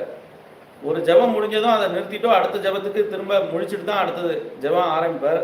அதுக்கு நடுவில் கண்ணை திறக்கிறார். திறந்து பார்த்தா இவன் நிற்கிறா. என்னதுன்னே தெரியல, இது ஒன்று நிற்கிறது. நான் ஒன்றும் ஜபம் மாற்றி பண்ணலையே, அதுக்கெல்லாம் பண்ணுற ஜபம் தனியாக ஒன்று இருக்கான், அதெல்லாம் வரவழைக்கிறதுக்கு. அந்த ஜபம் நான் ஒன்றும் பண்ணலையே. இல்லை மந்திரத்தில் ஏதாவது தோஷத்தோடு நம்ம பண்ணிட்டோம்னா இது மாதிரி வந்துருமா? மந்திரத்தை ஜாக்கிரதையாக பிரயோகப்படுத்தணும். மந்திரத்தை மாற்றி சொல்லி ஏதாவது பண்ணிட்டோம்னா இது மாதிரி வந்துருமா? ராமராவது மாற்றி சொல்கிறதாவது. அப்போ எப்படி இது அப்படின்னு பார்த்துட்டு இருக்கார். அவளே பேச தொடங்குறா. நான் யார் தெரியுமா? பௌலஸ்திய கோஸ்திரம். நான் புலஸ்திய கோத்திரத்தில் பிறந்தவர். எனக்கு 2 அண்ணா இருக்கான். ஒரு அண்ணா குபேரன், இன்னொரு அண்ணா ராவணன். அவன் அலகாபுரியில் இருக்கான், இவன் லங்காபுரியில் இருக்கான். இது 2க்கும் நடுவில் தான் நான் இருக்கேன். இங்கே எனக்கு காவலுக்கு கரதூஷணான்னு 14,000 ராட்சசர்களை இங்கே எங்கள் அண்ணா போட்டிருக்கார். இதுதான் எனக்கு சஞ்சார பூமி. நீங்கள் இப்படி கொடுமையான மனத்தில் இங்கே வந்து என்ன பண்ணுறேன்? இனிமேல் நீங்கள் பயப்படாதீங்க, நான் உங்களுக்கு அபயம் தரேன் அப்படிங்கிறாளாம். என்னது இது? ஒன்றுமே புரியல. நீங்கள் யார் அப்படின்னு கேட்குறா. என்னது இது? வாசலில் நம்ம உட்காந்துருக்கோம், ஏதோ ஒரு பிச்சைக்காரனோ யாரோ போகிறா. அவன் வந்து நம்மளை பார்த்து யாருன்னு கேட்டால் நம்ம பதில் சொல்லுவோமான்னு. ஆனால் ராமர் வந்து ரொம்ப சாதுவான். அதனால் இவளுக்கு போய் ராமாயணம் சொல்கிறார் மெனக்கிட்டு. ராமர் முதல்ல இவளுக்கு தான் ராமாயணம் சொல்கிறார், வேற ஒருத்தருக்கும் சொல்லலை. இவளுக்கு போய் சொல்கிறார். அங்கே தசரதர் பிள்ளையா நாங்கள் பிறந்தோம், பித்ருவாக்கிய பரிபாலனார்த்தம் இப்போ வனவாசத்துக்கு வந்திருக்கோம், இவ்வளவும் சொல்கிறார் அவள்கிட்ட. பாக்கி ராமாயணம் நான் சொல்கிறேன் அப்படிங்கிறா.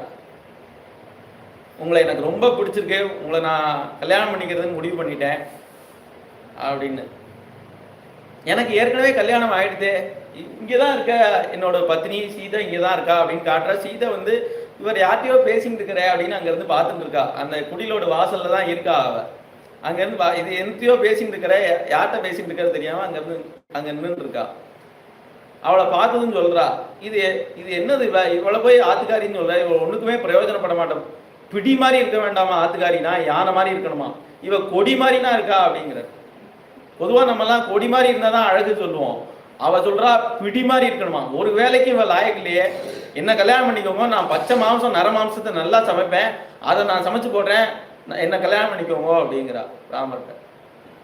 ஆனால் இது ரொம்ப போச்சு, இவளை எப்படி திருப்பி விட்றது தெரியலையே, மாட்டின்ட்டோமே அப்படின்னு நினைக்கிறேன்.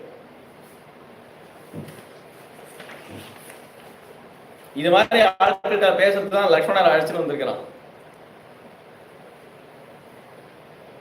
அங்க இருக்கான் பாரு என் தம்பி, அவன் தான் ஆத்துக்காரியோட வரல, அவனை வேணா கேட்டுப்பாரு அப்படின்னு சொல்லி அவன் பக்கம் திருப்பி விட்டாரு. அங்க போய் லக்ஷ்மணர்கிட்ட போனா உங்களை தானே அப்படிங்கிறா. என்னது உங்களை தானே? எனக்கு தானே அப்படிங்கிற. என்ன தானே அப்படிங்கிறா. உங்களுக்கு தானே அப்படிங்கிறா. ஒண்ணுமே புரியல அவருக்கு. என்ன சொல்ற நீ? இல்ல உங்க அண்ணா என்ன உங்களுக்கு வரிச்சிருக்காரு அப்படின்னு. எதுக்கு கல்யாணம் பண்ணிக்கிறதுக்கு? சரியா போச்சு, நானே இங்க அடிமை வாழ்க்கை வாழ்ந்துட்டு இருக்கேன், நீ வேலை செய்யறதுக்கே லாய்க்கு இல்லை, உன்னை கல்யாணம் பண்ணி நான் என்ன பண்ணேன்? அவர் யதார்த்தமா தான் ராமர் சொல்றார். ராமர் ஒன்றும் கேலிக்காக சொல்லலை. அவர் வந்து எப்போ சொன்னாராம் என்ன அப்படின்னா, அகம் சர்வம் கரிஷ்யாமி ஜாகிரதா சுபதஸ்ததே அப்படின்னு சொல்லிட்டு தான் வந்தார் அவர். பவாந்து சக வைதேயா கிரிசானுஷு ரம்சியதே அகம் சர்வம் கரிஷ்யாமி, நான் அவ்வளவு கைங்கரியும் பண்றேன் 2 பேருக்கும் அப்படின்னு சொல்லி தான் வந்தார். ஆனா சீதையோட கைங்கரியம் எதுவுமே அவருக்கு கிடைக்கலையாம். அவள் சிரமப்பட்டு பாத்திரம் தேய்ச்சிட்டு இருப்பாளாம். நான் வந்து பாத்திரம் தேய்ச்சி கொடுக்குறேன்னு சொன்னா இதெல்லாம் உங்க காரியம் இல்லை, நீங்க வராதிங்க அப்படின்ட்டு இருப்பாளாம். இதெல்லாம் நான் தான் செய்யணும் அப்படின்னு சொல்லி செய்வாளாம். அந்த மர உரியை பிழிஞ்சுக்க முடியாம ரொம்ப சிரமப்பட்டு பிழிவாளாம். அதை கொடுன்னா கொடுக்க மாட்டாளாம். அந்த மாதிரி எந்த காரியம், அடுக்குல காரியமோ இந்த காரியமோ எதுவுமே காய்கறி நடுக்க கூட அவரை விடமாட்டாளாம். அப்ப சீதைக்கு கைங்கறி பண்ற பாக்கியமே கிடைக்கலையே. அப்பதான் கண்ணீர் வருதான் லக்ஷ்மணருக்கு. நம்ம ஊர்மிளாவே கொஞ்சம் அழைச்சுன்னு வந்திருக்கலாம் போல இருக்கு. அந்த சீதைக்கு கைங்கறி பண்ணுவாளே வந்தா அப்படின்னு நினைச்சு இவர்கிட்ட சொன்னாராம். அவர் என்ன அர்த்தத்துல சொல்லியிருக்காரு? எனக்கு ஒரு ஆத்துக்காரி இருந்தா தேவையில்லைன்னு சொல்லல. அவர் கைங்கரியத்துக்கு ஆள் வேணும்னு சொல்லியிருக்காரு. அவர் பாரியையா சார்த்திங்கிற. ஸ்ரீமான் அகிருததாரஸ்தங்கிற ராமர். அவன் தான் வந்து ஆத்துக்காரி இல்லாமல் வந்திருக்கான், அவனை கல்யாணம் பண்ணிக்கோ. அவன் தான் ஆத்துக்காரி வேணும்னு கேட்டான் அப்படின்னு. ஆத்துக்காரி இதுக்காக வேணும்னு கேட்டேன், நான் கைங்கரியத்துக்கு தான் வேணும்னு கேட்டேன். நீ கைங்கரியத்துக்கே உபயோகப்பட மாட்டேய. நான் வந்து அடிமை வாழ்க்கை வாழ்ந்துட்டு இருக்கேன், என்ன மாதிரி உன்னால கஷ்டப்பட முடியாது, நீ அவரையே கல்யாணம் பண்ணிக்கோ அப்படின்னு சொல்லி லக்ஷ்மணர் திரும்பி விட்டார். இவ பார்த்தா நம்மளை வச்சு ஏதோ கேலி கூத்து தான் பண்ணிட்டு இருக்கான்னு புரிஞ்சுட்டா. அவ இந்த சீதை இருக்கிறதுனால தானே நீங்க இப்படி பண்ணிட்டு இருக்க அப்படின்னு சொல்லி அந்த சீதையோட கழுத்துல கையை போட்டா, மேல தூக்கிட்டா, கழுத்து நெரிக்கிறா, மொழி பிழுங்கிறது. ராமர் பார்த்தாரு, இந்த மாதிரி ஜந்துக்கள்கிட்டலாம் நம்ம பரிகாசம் வச்சுக்கப்படாதுப்பா, ஸ்நேகிதாளுக்குள்ளதான் பரிகாசம் வச்சுக்கலாம், இவாள்கிட்டலாம் இப்படி விளையாடக்கூடாது, அது என்ன கவனி அப்படிங்கிற. என்னடா இது, அகஸ்தியர்கிட்ட விஷ்ணு தனுசு அந்த கோதண்டத்தை எடுத்துன்னு வந்திருக்காரு. அப்பேற்பட்ட கோதண்டம், எது தேவர் யக்ஷர் கந்தர்வல் யார் வந்தாலும் அதுக்கு முன்னாடி நிற்க முடியாது. அப்பேற்பட்ட கோதண்டத்தை எடுத்துன்னு வந்திருக்கார். இங்க யாராவது ராவணன் வருவான், இல்ல கும்பகர்ணன் வருவான், இல்லைன்னா இந்திரஜித்தாவது வருவான்னு பார்த்தா ஒரு சூர்பனகா வந்திருக்கான். இது வந்து பெரிய ஆபரேஷன் இல்லையா, சின்ன ஆபரேஷன் தானா. அவளுக்கு அந்த மூக்கு வந்து எப்படின்னா ரொம்ப ஜாஸ்தியா பெருசா இருக்கான், குடமிளகா மாதிரி. அதை கொஞ்சம் கட் பண்ணி விட்டா கொஞ்சம் அழகாயிடும்னு நினைக்கிறேன். அது ஒரு சின்ன ஆபரேஷன் பண்ணி விடலாம் அப்படின்னு சொல்லிட்டு லக்ஷ்மணன் என்ன பண்ணார், வாள் எடுத்து ஒரு வீசினா மூக்கு காது ரெண்டும் கட் ஆயிட்டான்.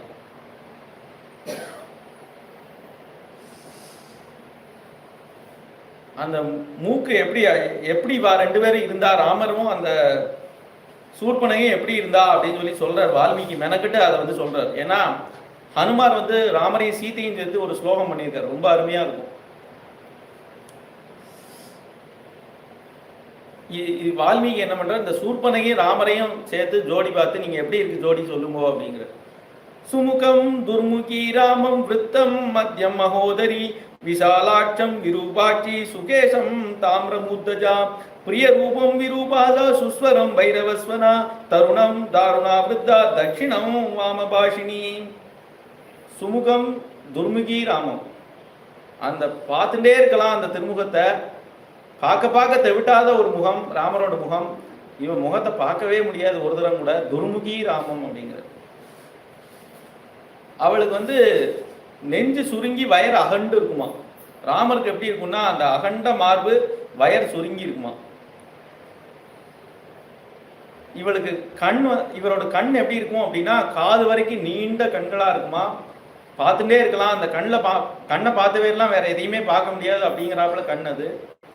இவ விரூபாட்சியாம், இவளுக்கு வந்து இப்படி நீண்டு இருக்காதான், மேல பார்க்க நின்று இருக்குமா.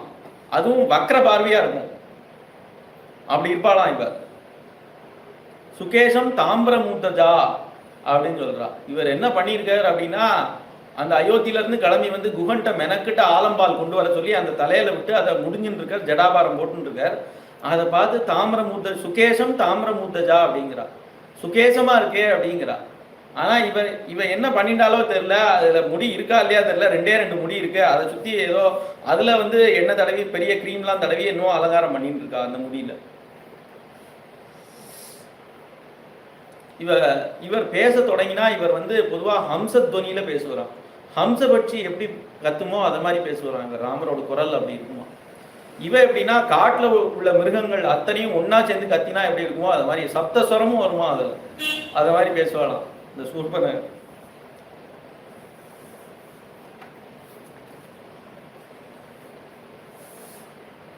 இந்த மூக்கும் காதும் அறுத்ததுமே அவளுக்கு வந்து அங்கிருந்து ஓடிட்டா.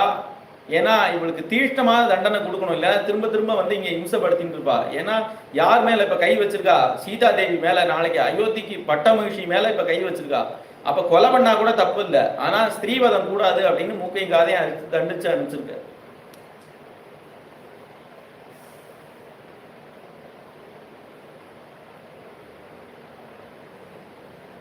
அங்கே போய் கரதூஷணால்கிட்ட வந்து இந்த விஷயத்த சொல்கிறார். இந்த மாதிரி நீ என்ன இங்கே ஜனஸ்தானத்தில் பண்ணிட்டு இருக்க, அங்கே ராமர் ஒருத்தர் வந்திருக்கார், இந்த மாதிரி ஜனஸ்தானத்தை அவள் ஆக்குபை பண்ணிட்டு இருக்கா, நீ என்ன கவனிக்காமல் இருக்க அப்படின்னு சொன்னதும், அவள் சீதைன்னு ஒரு அழகான ஒரு ஸ்திரீயை கொண்டு வந்திருக்கா, தேவர்கள் யக்ஷர்கள் கந்தர்வர்கள் கூட அவள் கிட்ட வர முடியாது, அப்படி அழகாக இருக்கா அப்படின்னு சொல்லி அவன்கிட்ட சொல்கிறா. உடனே அவன் வந்து 14 பேரை அனுப்புகிறான். முதல்ல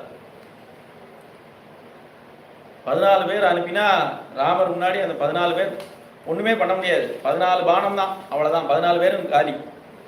அதை போய் ஒருத்தன் சொல்லிட்டாங்க. சொன்னதும் அந்த கரதூஷனாலே 14,000 ராட்சசாலோட கிளம்பி வரலாம். இப்ப வருவான் ராமர் எதிர்பார்த்து தான் இருக்கார்.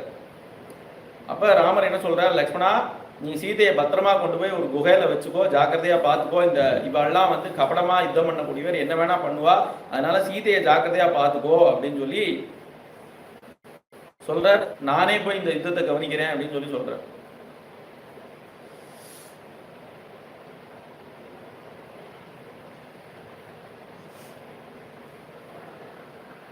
அங்கிருந்து வரா 14,000 ராட்சசர்களும் வந்துட்டா. ராமர் ஒண்டியா இருக்கார். மேல தேவர்கள்லாம் கூட்டிட்டா. அவ கையிலலாம் ஆயுதங்கள் இருக்கு. ஒருத்தர் பாசபாணி, ஒருத்தர் தண்டபாணி, ஒவ்வொரு ஆயுதம் அவ கையில வச்சுட்டு இருக்கா. அவள்லாம் கவலைப்படுறாளாம். என்ன கவலைப்படுறான்னு சொல்றார்.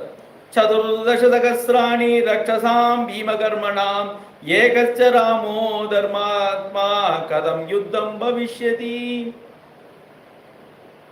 யுத்தம் எப்படி நடக்கும் அப்படின்னு கவலைப்படுறாங்க. 14,000 ராட்சசர்கள் ஆச்சே. இவ ராட்சசாள் வந்து நேர்மையா யுத்தம் பண்ண மாட்டாளே, கபடமானா யுத்தம் பண்ணுவா, என்ன வேணா பண்ணுவாளே, மாயையா யுத்தம் பண்ணுவாளே. இவர் ஒண்டியானா போயிருக்க, இவர் தர்மாத்மா வாச்சே, இவர் நேர்மையான யுத்தம் பண்ணுவார், எப்படி இந்த யுத்தம் நடக்க போகுதுன்னு கவலைப்படுறாளாம்.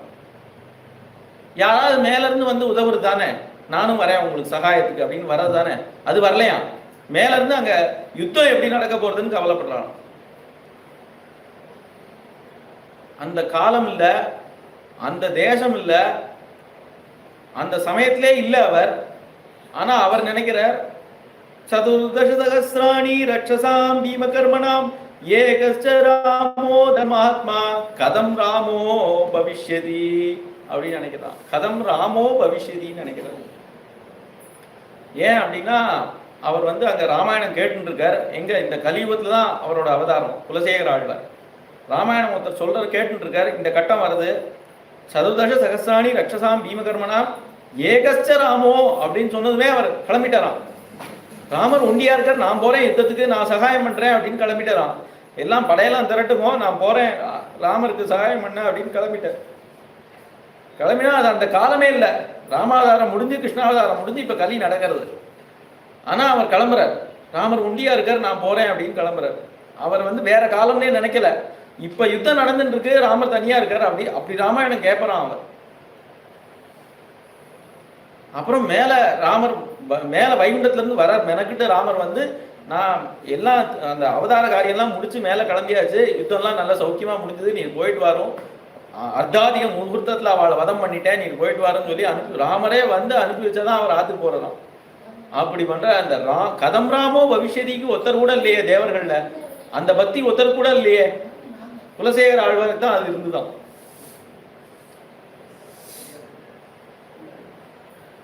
சுத்தி வர நின்றா 14,000 ராட்சசர்கள்.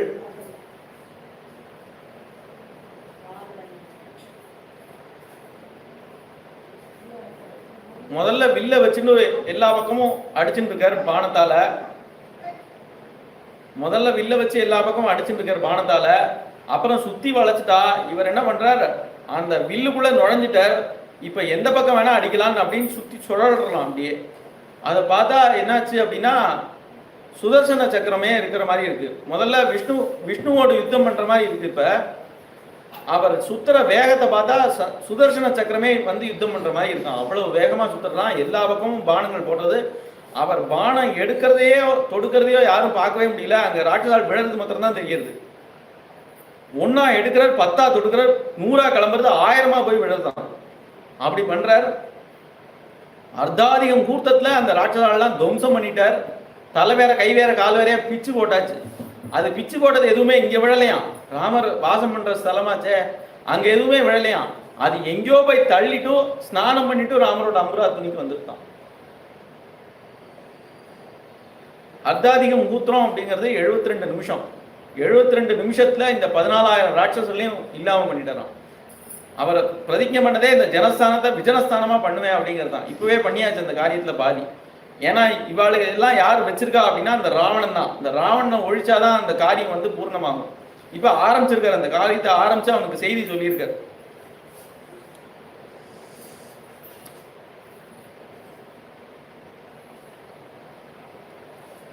உடனே ஜெயகோஷம் கேட்கறது அந்த ரிஷிகள்லாம் ரொம்ப சந்தோஷப்படுறா.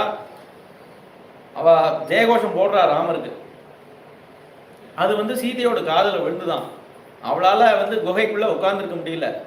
உடனே அங்கிருந்து ஓடி வரா. தம் திருட்வா சத்ருஹந்தாரம் மகர்ஷீனாம் சுகாவகம் பபூவ கிருஷ்டா வைதேகி பர்த்தாரம் பரிஷஸ்வதே. அவ வந்து என்ன சொன்னா, அஹிம்சா பரமோ தர்மஹா, அஹிம்சை ஒரு தர்மம் உங்கள்ட்ட இருந்தா தேவையில்ல அப்படின்னு சொன்னான். ஆனா ஹிம்சை பண்ணி தான் அஹிம்சையை ஸ்தாபிக்க முடியும் அப்படிங்கிறத இப்ப காட்டிட்டார். ஏன் அப்படின்னா அவருக்கு ஹிம்சை பண்றதுல இஷ்டம் இல்லை. விநாசாயச துஷ்டுதாம் அப்படிங்கிறது முக்கிய சங்கல்பம் கிடையாது அவருக்கு. அவர் வந்து பரித்ராணாய சாதுனாம் அப்படிங்கிறது தான் அவருக்கு முக்கிய சங்கல்பம். அப்ப அந்த சங்கல்பத்துக்காக இவளை ஒழிச்சாதான் அவ சௌக்கியமா வைக்க முடியுங்கிறதுனால பண்றங்கிறத இப்ப புரிஞ்சுட்டா. அப்போ ஓடிது இது ரிஷி மண்டலம், ரிஷிகள்லாம் இப்படி இருக்கா அப்படிங்கிறத மறந்துட்டா. இது கோபி மண்டலம் அப்படின்னு நினைச்சு ராமர் வந்து ஆலிங்கம் பண்ணிக்கிறான். ஆலிங்கனம் பண்ணிக்கிறான்னா ஒரு பக்கமா ஆலிங்கனம் பண்ணிக்கலையா, சுத்தி வர ஆலிங்கனம் பண்ணிக்கிறான். அவன் ஆலிங்கனம் பண்ணிக்கிறது அவருக்கு மேலப்பட்ட காயங்கள்லாம் ஆறுறதுக்கு சுகமா இருந்ததுதான்.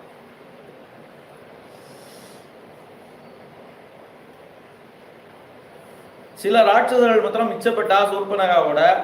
அவ நேர போய் ராவணன்ட்ட போய் சொல்றா இந்த விஷயத்த. ஜனஸ்தானம் காலி, ஜனஸ்தானத்துல ஒருத்தரும் இல்லை, அவ்வளோ பேரும் காலி அப்படின்னு இவ சூர்பனகை சொல்லும்போது ராவணனுக்கு யார் சொல்றா என்ன பேசுறா ஒண்ணுமே புரியல. ஏன்னா பொதுவா மூக்கு இல்லாதனாலே குரல் மாறிடும். குரல் மாறிட்டுனா யாரும் தெரியாது, மூக்கும் காதும் இல்லைன்னா அடையாளமும் தெரியாது. அப்ப இவ யார் வந்து இப்படி பேசிட்டு இருக்கா, யாரு விசாரிக்கணும்னு சொல்லிட்டு இருக்கா. அவ பேசின்னு இருக்கா. இவர நீ என்னது இங்க உட்காந்துருக்க, உனக்கு சாப்பிட்டு தூங்கினா போருமா, லங்கையில நீ எதுக்கு ராஜான்னு இருக்க, எனக்கு இவ்வளோ பெரிய அநியாயம் ஒன்று நடந்திருக்கு, நீ கேட்க வரமாட்டியா, என்ன நினைச்சுட்டு இருக்க அப்படின்னு சொல்லி ராவணனை வெய்யரா. சரி இவ வெய்யராலே ஏதோ விசாரிப்போம் அப்படின்னு விசாரிக்கிறான். யாரு என்ன ஆச்சு அப்படின்னு விசாரிக்கிறான். அவ என்ன சொல்றா, தருணவு ரூப சம்பன்னவு அப்படிங்கிறா. சுகுமாரவு மகாபலவு, என்னது யாரையோ வெய்ய போறான்னு பார்த்தா அவளை வர்ணிக்கிறா அப்படின்னு பார்த்தா அவ என்ன நடந்ததுங்கிறத சொல்றதுக்கு முன்னாடி அவ ரூபந்தான் மனசுல நிக்கிறதா. அவளுக்கு எது மனசுல நிக்கிறதோ அதானே முதல்ல வரும்.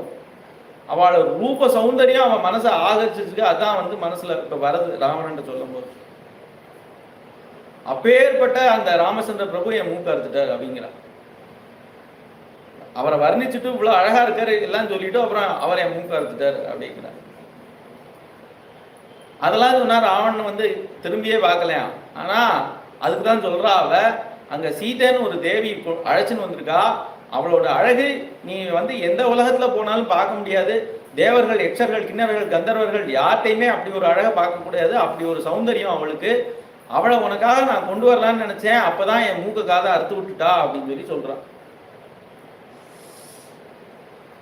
ஊர்ல உள்ள தகவல் வம்பு எல்லாமே தெரியற ஒரே இடம் அந்த மாரீச ஆசிரமம் தான். அங்க போய் பார்த்தா எல்லா விஷயமும் தெரிஞ்சிருவான். அதனால ராவணன் அங்க இருந்து கிளம்புறான் தனியா.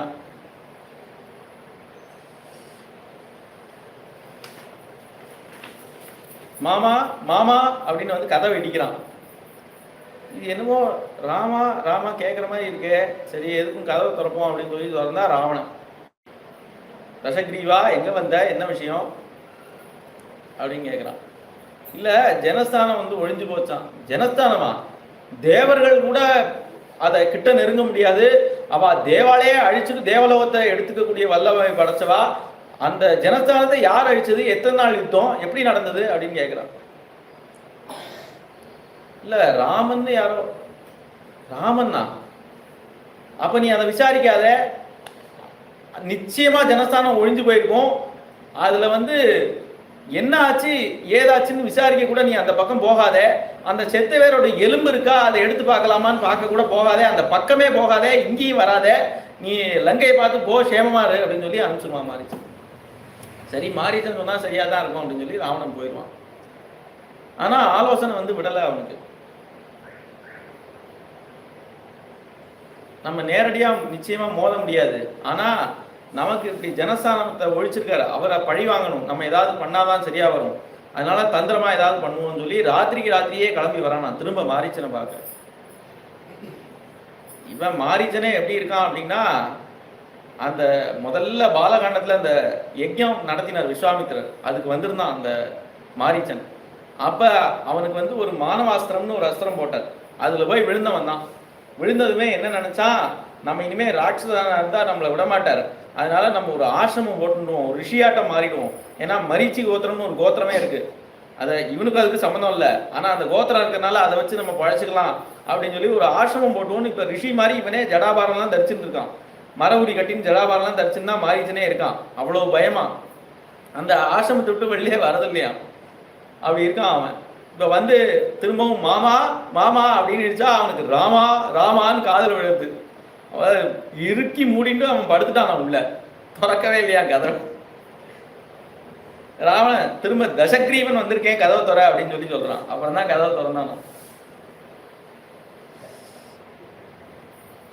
அப்ப அவனோட திட்டம் மனசுல என்ன வச்சிருக்கானோ அதை சொல்றான். ஏன்பா ராவணா, இது யார் கொடுத்த ஐடியா? இது உன்னை குலத்தோட அழிக்கிறதுக்கு யாரோ ஒரு ஐடியா கொடுத்துருக்கா உனக்கு, நீயும் அழிஞ்சு போயிடுவ, உன்னோட அந்த ராட்சத குலமே அழியறதுக்கு இது நல்ல ஐடியா, யார் கொடுத்தா அந்த ஐடியாவை அப்படின்னு கேட்குறான். இல்ல அந்த ராமனை நான் ஏதாவது பண்ணணும் அப்படின்னு. ராமன்கிற சொல்லே நீ இனிமே பேசாத, உங்கள்கிட்ட நான் பேசணும் சித்தனாழி அப்படின்னா ரா அப்படிங்கிற சொல் கூட உன் வாயிலிருந்து வராம இருந்தாதான் நான் உங்கள்கிட்ட பேசுவேன் அப்படின்னா அவ்வளவு பயம் அவனுக்கு இருக்கான். அதை சொல்றான். விருட்சே விருட்சேட்ட பஷ்யாமி சீர கிருஷ்ணா ஜினாம்பரம் ராமபூதம் இதம் சர்வம் அரண்யம் பிரதிபாதிமே. இப்பேற்பட்ட தியானம் அவனுக்கு, ஆச்சரியமான தியானம் அவன் இங்க சொல்றது. எந்த மரத்தை பார்த்தாலும் கோதண்டத்தோட ராமர் நிற்கிறாப்புல இருக்கான். எத்தனை நாள் தபசு பண்ணா இப்பேற்பட்ட தியானம் வரும்? அவனுக்கு பயத்தினால வந்திருக்கு இந்த தியானம். காடு பூரா ராமரே இருக்கிற மாதிரி இருக்கான் அவனுக்கு. அந்த ராமர் வந்து ஒரு இடத்துல நின்னா கூட அந்த அரண்யம் பூரா அதோட பிரதிபலிப்பு தெரிகிற மாதிரி இருக்கு அவனுக்கு. அப்படி இருக்கான் அவனுக்கு. சரி, கண்ணை திறந்து பார்த்தாதானே நமக்கு ராமர் தெரியற, நம்ம பேசாம கண்ணை மூடி தூங்கிடுவோம் அப்படின்னு பார்த்தா திருட்வா சொப்னகதம் நிச்சரதா செய்வ திராசம் சந்தனயந்திமே. தூங்கினா சொப்பனத்துல வந்து நிற்கிறாராம் அவர். என்ன பாக்கியம் பண்ணியிருக்கான் அவன்.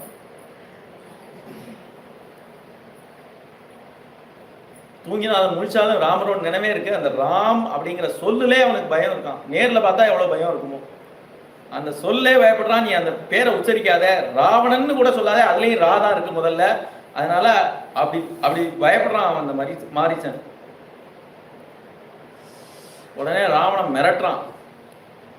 நான் சொன்னதை நீ செய்யலை அப்படின்னா என் கையால் இப்போவே வதமாக போகிற, நான் சொன்னதை கேட்டேன்னா ராமர் கையால் வதம்ங்கிறதாவது உனக்கு கிடைக்கும் அப்படின்னு சொல்லி சொல்கிறான். சரி, இவன் கையால் சாவானே, இவ்வளோ காலம் நம்ம ஏதோ பண்ணியாச்சு, அவர் கையால் சாகுங்கிறதாவது ஒரு வசதியாக கிடைக்கும் அப்படின்னு.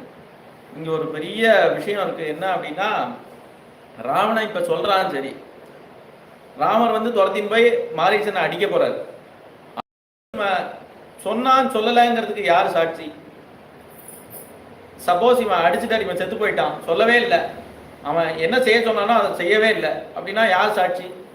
யாரும் கேட்க முடியாது. அவன் தான் செத்து போயிட்டானே. ராவனும் கேட்க முடியாது, ராமரும் கேட்க முடியாது, யாருமே கேட்க முடியாது. ஆனால் அங்கே சத்தியம்னு ஒன்று இருக்கான். ராமாயணம் பூரா அதுதானே பார்த்துட்டு இருக்கோம். ராமர் சத்தியத்தில் இருக்கிறது அப்புறம் இருக்கட்டும், இந்த மாரீச்சன் சத்தியத்தில் நிற்கிறானா. இப்போ சத்தியம் பண்ணி கொடுக்குறான் ராவணனுக்கு, நான் போய் நீ சொன்ன மாதிரி செய்கிறேன் அப்படின்னு. அந்த சத்தியத்தை உயிர் போனாலும் அவன் காப்பாற்றுறான் அங்கே போய். மிருகோ ஏவம் விதோ ரத்ன விசித்ரோ நாஸ்தி ராகவ ஜெகத்யாம் ஜெகதீநாத மாயேஷா ஹின சம்சயா. அங்க தங்க மானா வர சொல்லியிருக்கான் அவன். அதை பார்த்து சீதை மயங்குவா. இதான் அவன் சொல்லி கொடுத்த விஷயம்.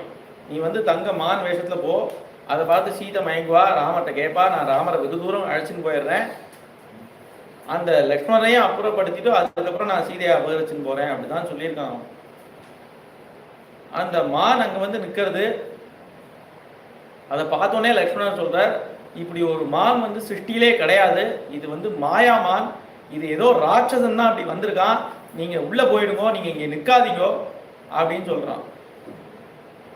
ஆனா அவ போல அங்கதான் நிற்கிறா. சீதா அதை பார்த்துட்டா. ராமரை கூப்பிட்டு அதை சொல்றா, இந்த மான் எனக்கு வேணும் அப்படின்ட்டா.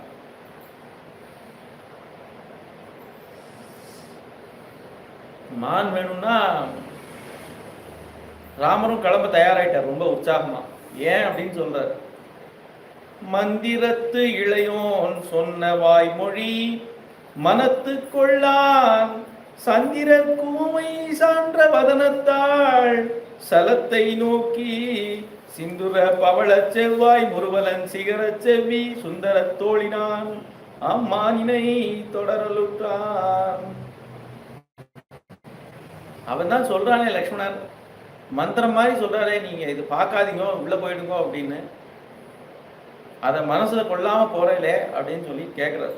கம்பர் அங்கலாய்க்கிறார், கேட்டிருக்கப்படாதா அப்படிங்கிற மாதிரி கேட்கிறார். ஏன் போற அப்படிங்கிறதுக்கு காரணம் சொல்ற. சந்திரருக்கு ஊமை சான்ற வதனத்தாள் அப்படிங்கிறார். பொதுவா கவி அப்படின்னா சந்திரனை போல அவ முகம் அழகா இருந்தது அப்படின்னு சொல்லி விட்டுருவாளாம். கம்பன் என்ன சொல்ற, சந்திரருக்கு ஊமை சான்று அப்படிங்கிற. அப்படி இருக்காளே, அவ இது வரைக்கும் எதுவுமே என்கிட்ட கேட்டது இல்லையா. உலகம் பூரா எது வேணாலும் நான் சாதிச்சு கொடுக்க வல்லமை படைச்சவன், ஆனா இன்னி வரைக்கும் என்கிட்ட ஒண்ணுமே கேட்டது இல்லையே. அவ கேட்டது என்ன அப்படின்னு சொல்ற, சலத்தை நோக்கி அல்ப விஷயம் ஒண்ணு கேட்டிருக்கா. ஒண்ணுமே இல்லை, ஒரு மான். எவ்வளவு கேட்டிருக்கலாம், அயோத்தி ராஜ்யத்துல பாதி கேட்டிருக்கலாம். இல்ல அவ அப்பா சீதனமா கொடுத்த சாமான் எவ்வளவு வெறுமையா அனுப்பிச்ச ஜனகர், அவ்வளவு சாமான் இருக்கு, அதை கேட்டிருக்கலாம். இது எதையுமே கேட்கலையாம். இல்ல இப்ப காட்டுக்கு வந்திருக்கோம், கஷ்டப்படுற காலத்துல என்னைக்காவது ஒரு நாள் எனக்கு நல்ல ஆகாரம் இல்லை, ஒரு நல்ல துணிமணி இல்லை, இல்ல சனிக்கிழமை எண்ணெய் தேய்ச்சிக்கணும், எனக்கு எண்ணெய் இல்லை அப்படின்னு ஒரு நாள் கூட சொன்னதே இல்லையா.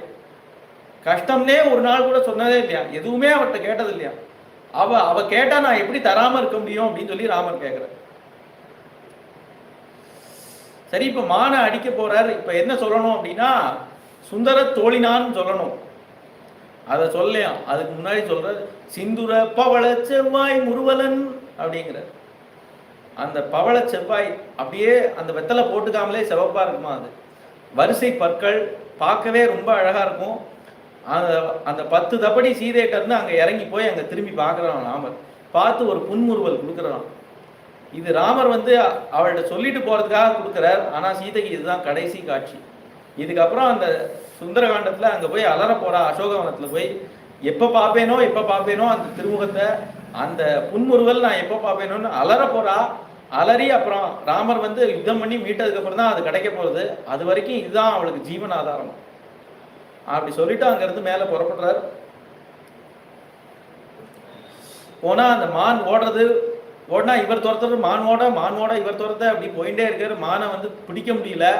அப்ப இனிமே அடிச்சாதான் சரியா வரும்னு சொல்லி ஒரு பானத்தை எடுத்து போடுறாரு. அந்த மான் மேல குத்துறது. குத்தினதுமே அது கத்துறதான், ஹா சீதே, ஹா லக்ஷ்மணா அப்படின்னு கத்துறதான். அது ராமரோட குரல்ல கத்துறதான். ராமரோட குரல்ல கத்துறது சரி, ஆனா ராமர் இப்படி கத்த மாட்டாரே. சர்வலோகத்துக்கும் அபயம் கொடுக்கக்கூடியவர்னா அவர் அபயம்னு அவரா கத்துவார். அது லக்ஷ்மணருக்கு தெரிஞ்சது, ஆனா சீதைக்கு தெரியலையா. ஏன் லக்ஷ்மணருக்கு தான் தெரியுமா, சீதைக்கு ராமரை தெரியாதா? ராமரை இன்னும் நன்னா தெரியுமே அப்படின்னு கேட்டா பிரேம மறைச்சிருமா. ராமர் அதை மாயால மறைச்சர்னு சொல்லலாம். அதை விட என்ன அப்படின்னா, ராமர்கிட்ட உள்ள பிரேமையே அதை மறைச்சிருமா. ஞானத்தை பிரேம அடிச்சிருமா. ஞானத்தால பிரேமையை அடிக்க முடியாதான். பிரேம தான் இப்ப மேல நிக்கிறது சீதைக்கு. ஆஹா ராமருக்கு ஆபத்து, லக்ஷ்மணா உடனே போ அப்படிங்கிறார். லக்ஷ்மணர் பேசாம நிக்கிறார். ஏன்னா அவருக்கு நல்லா தெரியுமே, அவர் அதுலேதான் நிக்கிறார். அவர் சொல்றார், பன்னகா அசுரகந்தர்வ தேவ மானுஷ ராட்சசைகி அசக்கியஸ்தவ வைதேகி பக்தா ஜேதும் நசம்சயா. இந்த மாரீச்சன் கத்துறான், வாஸ்தவம் தான். ராமரோட குரல்ல கத்துறான், ராமர் கத்துற மாதிரி தான் இருக்கு. ஆனா அபயம்னு சொல்லக்கூடியவர் அவர் இல்லையேம்மா. அவர்கிட்ட தானே அத்தனை பேரும் அபயம்னு நிக்கிறா. அவரா அபயம்னு கத்துவர். இது அவர் தேவ தானவர் கந்தர்வ ராட்சசர் யார் வந்தாலும் அவர் முன்னாடி நிற்க முடியாதே. அவர் கோதண்டத்தை தான் யார் நிற்க முடியும் அவர் முன்னாடி? அவர் ஒரு ஆபத்துன்னா அது கத்துறதா அது அப்படின்னு பேசாம இருக்கிறார். சீதா உடனே அழ தொடங்கிட்டா. உதவின்னு செய்யறதுக்கு வந்திருக்கிறதே நீர் ஒருத்தர் தானே. இந்த காட்டுல நான் யார்கிட்ட போய் உதவின்னு கேட்பேன்? உதவின்னு பண்றதுக்கு நீர் ஒருத்தர் தான் இருக்க, நீயும் போக மாட்டேங்கிறே.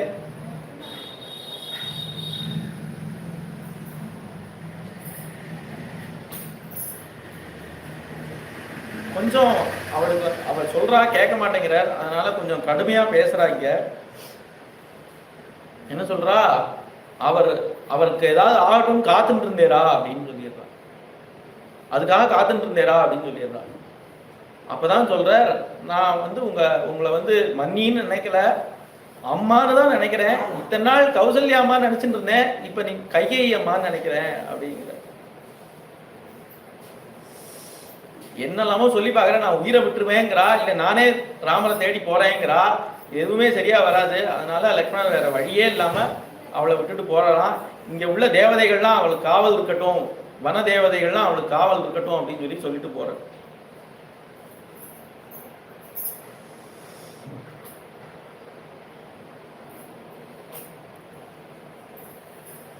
ராமனை தேடி போயிட்டாரு. இங்க சீதை மட்டும்தான் இருக்கா. ஏன் லக்ஷ்மணர் இப்ப ராமர் அனுப்பிச்சாச்சு சீதையை வந்து தூக்கின்னு போலாமேன்னா லக்ஷ்மணர்கிட்டையும் பயமாகும். அதனால லக்ஷ்மணரையும் அப்புறப்படுத்திட்டு அதுக்கப்புறமா வரான். இங்க வால்மீகி ராமாயணத்துல இல்லாத ஒரு விஷயம், ராவணன் முதல்ல என்ன பண்றான், நம்ம ராவணாவோ இல்ல வேற வேஷத்தையோ போறதுக்கு பதிலா ராமர் வேஷம் போட்டுட்டு ராமராவே போயிடுவோம், அப்ப இன்னும் சுலபமா அவளை தூக்கின்னு போயிடலாம் அப்படின்னு நினைச்சு ராமரோட வேஷத்தை போட்டுனான். முதல்ல போட்டுனா என்ன ஆச்சு அப்படின்னா, அவனுக்கு மண்டோதரி நினைவு தான் வருது, சீதையோட நினைவே வரல. அப்புறம் தான் நினைச்சுன்னா நம்ம என்ன வேஷம் போட்டு என்ன காரியம் பண்ண துணிஞ்சோம் அப்படின்னு சொல்லி அவனே வெறுக்கிறான். அவனை இந்த வேஷத்தை முதல்ல களைஞ்சு எரிஞ்சாதான் நம்ம சீதையை அபகரணமே பண்ண முடியும்னு நினைக்கிறான். அதனால ராம வேஷத்தை முதல்ல களைஞ்சிட்டு அப்புறம் வேற வேஷம் போட்டுக்கிறான். அப்படி ஒரு பாவம் இங்க சொல்லுவா.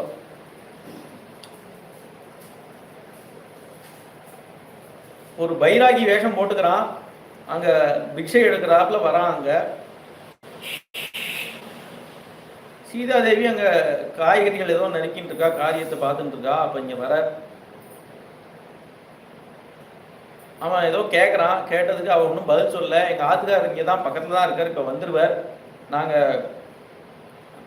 தசரத ராஜகுமாரோட புத்திரா ஆத்துக்காரினா இங்க வந்திருக்கோம் வனவாசத்துக்கு, பித்ருவாக்கிய பரிபாலனார்த்தம் நாங்க வந்திருக்கோம் அப்படின்லாம் சொல்லிட்டு இருக்கா.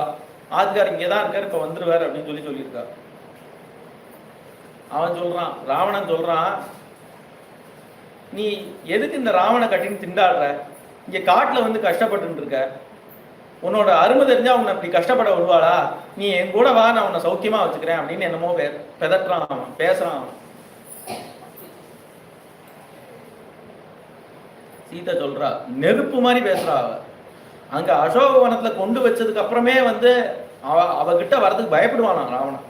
அப்படி இருப்பானா அவ. இங்க ராமர் 10 தப்படி தாண்டா ராமர் இருக்காரு, அவ எப்படி பேசுவா அவ. சர்வலட்சண சம்பன்னம் நெக்ரோத பரிமண்டலம் சத்தியசந்தம் மகாபாகம் அகம் ராமம் அனுப்ரதா மகாபாகும் மகோரஸ்கம் சிம்ம விக்ராந்த காமினம் நிசிம்மம் சிங்க சங்காஷம் சிம்ம சம்மாஷம் அகம் ராமம் அனுப்ரதா. நான் எப்பேற்பட்ட புஜத்தை ஆசிரிச்சிருக்கேன், உன் பின்னாடி வருவேன் நினைச்சியா பயலே. அவர் யாருன்னு நினைச்ச நீ, நெக்ரோத பரிமண்டலம்னு சர்வலோகத்தையும் ரட்சிக்க வல்லவர், அவரோட புஜத்தை ஆசிரிச்சுட்டு நான் உன் பின்னாடி வருவேன்னு நினைச்சியா அப்படின்னா, சூரியன் வந்து பிரகாசத்தை இழந்துட்டு என்னைக்காவது நின்று பார்த்திருக்கியா? அவர் சூரியன் அவரோட பிரகாசம் என்ன, எங்க 2 பேரையும் யார் பிரிக்க முடியும்னு நினைச்சிட்டு இருக்க நீ.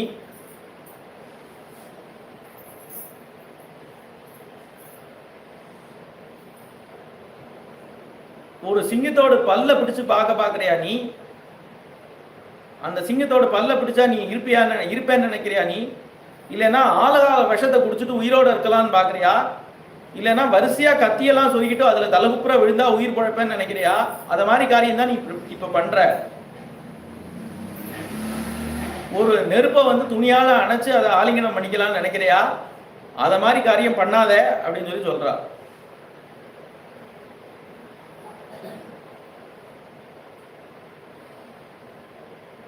ராமரையும் உன்னையும் கம்பேர் பண்ணவாது.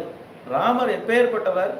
எதந்தரம் சிம்ம மிருகாலயோர்மனே எதந்தரம் சந்தி நிகா சமுத்திரயோகோ சுராகிய சௌவீரகயோர் எதந்தரம் ததந்தரம் வை தவராகவசியச்ச. ஒரு சமுத்திரத்துக்கும் குட்டைக்கும் உள்ள சம்பந்தம் தான் உனக்கும் ராமருக்கும். அவர் சமுத்திரம் தான், நீ குட்டை. சிம்மத்துக்கும் ஒரு எலிக்கும் உள்ள சம்பந்தம் தான் அவருக்கும் உனக்கும். அவரை உன்னையும் வச்சு பார்த்தா அவர் சிம்மம், நீ எலி அப்படிங்கிறார். அதனால ஏணி விட்டா கூட எட்டாச்சு. அவரோட நிலை எங்க இருக்கு, நீ எங்க இருக்க?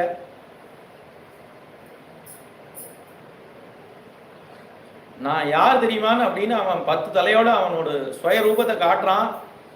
சீதையை கட்டி தூக்கி மேலே வச்சுட்டான். அங்க பக்கத்துல கூப்பிடலாம் சொல்லலாம்னா கூட மனுஷாலே கிடையாதான், ஜனங்களே இல்லாத பகுதியும் அது. அத மாதிரி இடத்துல தான் தங்கியிருக்கா. ஹெல்ப்புக்கு கூப்பிட கூட ஆள் கிடையாது. சொல்றா அவ, ஆமந்திரயே ஜனஸ்தானே கர்ணிகாரான் சுபுஷ்பிதான் க்ஷிப்ரம் ராமாய சம்சத்வம் சீதாம் ஹரதி ராவணஹா. இந்த கர்ணிகார புஷ்பங்களை பார்த்து சொல்றா, சீதையை ராவணன் தூக்கின்னு போயிட்டான், ராமர் வந்தா நீங்க சொல்லுங்கோ அப்படின்னு சொல்லி சொல்றா. ஹம்ச காரண்டவாகீர்ணாம் வந்தே கோதாவரி நதீம் க்ஷிப்ரம் ராமாய சம்சத்வம் சீதாம் ஹரதி ராவணஹா. அந்த கோதாவரி நதியும் பார்த்து சொல்றா, இத்தனை நாள் நான் இந்த கோதாவரியிலான ஸ்நானம் பண்ணியிருக்கேன், அதனால இந்த கோதாவரியை கூப்பிட்டு சொல்றேன்னு சொல்லி சொல்றா. ராமர் வந்தா ராவணன் என்ன தூக்கின்னு போயிட்டா, நீங்களாவது சொல்லுங்கோ அப்படின்னு சொல்லி சொல்றான். தூக்கின்னு போறான் ராவணன். அங்கிருந்து ஜடாயு பார்க்குறார். அன்னைக்கு சொல்லியிருக்கிற சீதையை நீங்க சீதை இல்லாதப்ப நீங்க நான் பார்த்துக்கிறேன் சீதையை அப்படின்னு சொல்லி சொல்லியிருக்காரு இல்லையா. இப்ப பார்க்குறாரு இந்த ராவணன் தூக்கின்னு போறத. அங்கிருந்து மேல பறந்து வரலாம். அது எவ்வளவு பெருசா இருக்கு அப்படின்னா 25 அடி இருக்குமா. இப்படி கையை அதோட ரெக்கைகள்லாம் விரிச்சா அவ்வளவு பெருசா இருக்குமா அது. அப்படி மேல பயங்கரமா அப்படி பறந்து வருது ராவணன் முன்னாடி.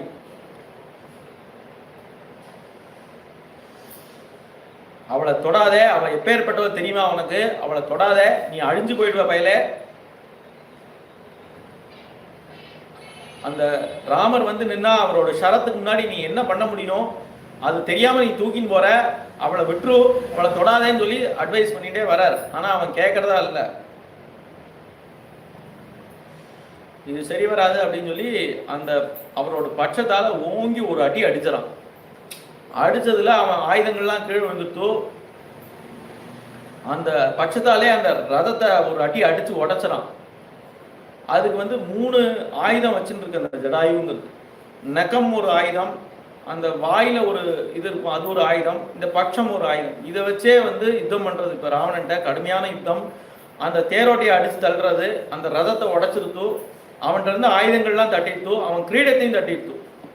ராமர் பிரதம யுத்தத்துல அவரோட ஷரங்களை வச்சு பண்ண அப்பேற்பட்ட காரியத்தை ஜடாயு தன்னோட பட்சத்தாலே பண்ணிட்டான். இப்ப ராவணன் பார்த்தான், இதுக்கு மேல அதுக்கு எது பலம் அப்படின்னு பாக்குறான். அதுக்கு இந்த பட்சம்தான் பலம் அப்படின்னு சொல்லி அவனோட வாழ், அமோகமான வாழ், அது நினைச்சா அவனுக்கு கையில வந்துருமா. அந்த வாழ் எடுத்து அந்த பட்சத்தை ரெண்டையும் வெட்டிட்டான். வெட்டினா ஜடாயு அங்கிருந்து கீழே விழுது. சீதாதேவி ஓடி போறா. ஏன்னா இப்ப வானத்துல ரதம் உடஞ்சிருத்த, அதனால சீதாதேவி ஓடி போய் ராமர் வரும்போது நீங்க உயிரை வச்சுன்றது ராமர்கிட்ட விஷயத்த சொல்லுங்க அப்படின்னு சொல்லி மங்களாசாசனம் பண்றா. அந்த பலத்தினால ஜடாயு உயிரை வச்சுட்டு இருக்கார். இவன் என்ன பண்றான், ஓடி துரத்தி அந்த சீதையை பிடிச்சு திரும்ப தூக்கின்னு வானத்திலே போய் அங்க அசோகவனத்துக்கு கொண்டு போயிட்டான். அங்க கொண்டு போனா அவன் காட்டுறான், அங்க மாட மாளிகை கோபுரம் அத்தனையும் காட்டுறான். நான் இவ்வளவு ஐஸ்வர்யம் வச்சுட்டு இருக்கேன் பாரு அப்படின்னு சொல்லி காட்டுறான். ஆனா சீதைக்கு அதெல்லாம் வெறும் மண், அதெல்லாம் திரும்பி கூட பார்க்கலையா. அது எதுக்கு பார்க்கணும், அதனால அதை பார்க்க கூட இல்லையா. அது எவ்வளவு வேணா அழகா இருக்கட்டுமே, எனக்கு என்ன ஆச்சு, அதை பார்க்கவே இல்லையா சீதை. இதெல்லாம் வேலைக்கு ஆகாதுன்னு சொல்லிட்டு அசோகவனத்தை கொண்டு வச்சுட்டான் சீதையை. அதுக்கப்புறம் சீதையை பத்தி ஒண்ணுமே சொல்லல தகவல். ராமர்கிட்ட வந்துட்டார் நேர வால்மீகி. ராமர் இங்க ஓடி வந்துட்டு இருக்கார். இந்த குரலை கேட்டது சீதை பயந்துருப்பாளே, ஏதாவது ஆயிருக்குமே, நம்ம அதுக்குள்ள ஓடணும், ஓட்டம் நடைமா வேகமா வர. லக்ஷ்மணர் எதிர்த்தாப்புல வரதை பார்த்துட்டே சொல்றார், என்ன லக்ஷ்மணா இப்படி விட்டுட்டு வந்துட்டியே, நான் என்ன சொன்னேன் உங்ககிட்ட, சீதையை விட்டு வராதே சொன்னேனே, ஏன் இப்படி விட்டுட்டு வந்த அப்படின்னு கேட்டா, சீதை இது மாதிரி சொன்னா அப்படின்னு சொன்னா, ஒரு ஸ்திரீ ஒரு சந்தர்ப்பத்துல இது மாதிரி பேசுவா, அதை பெருசா எடுத்து நீ வந்திருக்கலாமா, நீ வந்திருக்கப்படாது அப்படின்னு சொல்லி லக்ஷ்மணர் சொல்றாரு. ஆனா லக்ஷ்மணையும் கூட்டிட்டு நேர ஆசிரமத்துக்கு ஓடி வர. அங்க வந்து பார்த்தா அந்த காய்கறி வெட்டின காய்கறிகள்லாம் அப்படியே கிடக்கு, அங்க எல்லாம் கலைஞ்சிருக்கு. ஆசிரமம் பார்த்தா சூன்யமா இருக்கு. பிரதிஷ்டயம் பிராபிய சமீக்ஷ சூன்யம். ஆசிரமத்தை தேடி தேடி பார்க்கறா, ஆசிரமத்துல காணும். சரி அந்த கோதாவரி நதியிலேயாவது இருப்பா, அங்க போய் பார்க்கலாம் அப்படின்னு சொல்றான். விருட்சாத் விருட்சம் பதாவன்சா கிரே சாதிம் நதா நதீம் பபுவ விலதாம் பத்ராம சோகார்னுவ பரிப்ளதா. மரத்துக்கு மரம் விசாரிக்கிறார். சீதையை பார்த்தியா, சீதை எங்க போனா, யார் தூக்கின்னு போனா, என்ன ஆச்சு சீதைக்கு, எதுவுமே தெரியல.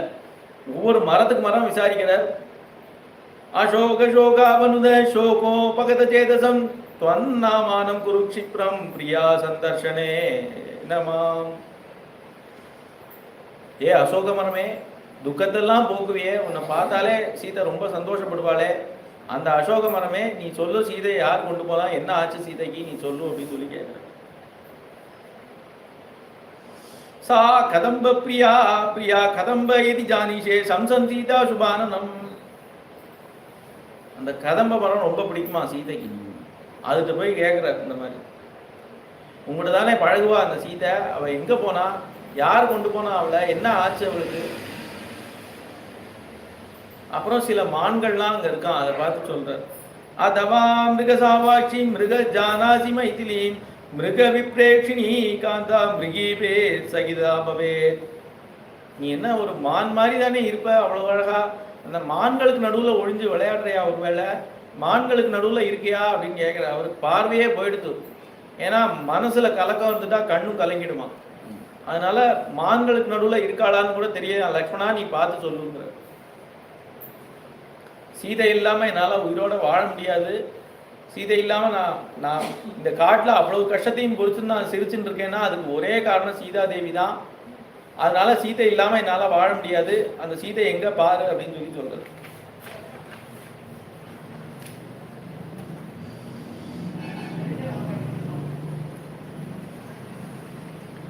லக்ஷ்மணன் சொல்றான், அந்த கோதாவரி நதி கிட்ட அங்கே போய்ப்பா, அங்கே போய் பார்ப்போம்னு சொல்லி சொல்றான். அவரை சமாதானப்படுத்துறதுக்காக சொல்றான். அங்கே கோதாவரி நதிக்கு போனால் அங்கேயும் காணும். இங்கே இருப்பா சொன்னே லக்ஷ்மணா, இங்கேயும் காணுமே சீதையை, எங்கே போனால் தெரியலையே, யாராவது பட்சிச்சுட்டாளா, யாராவது கொண்டுட்டாளா, யாராவது கடத்தின்னு போயிட்டாளா, என்ன ஆச்சுன்னே தெரியலையே அப்படிங்கிற.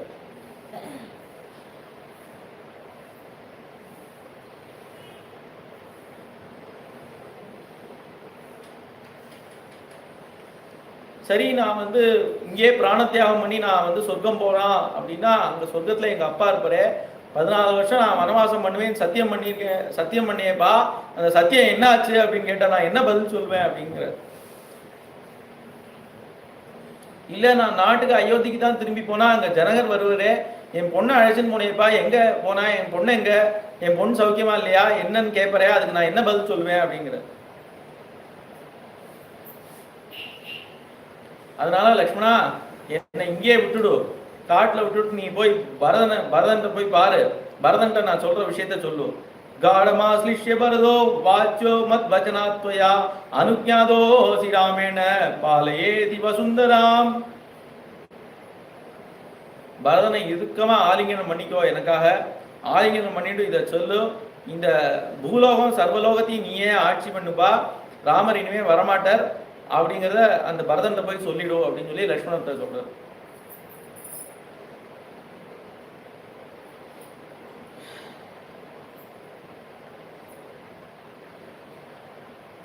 ரொம்ப துக்கப்படுறார்.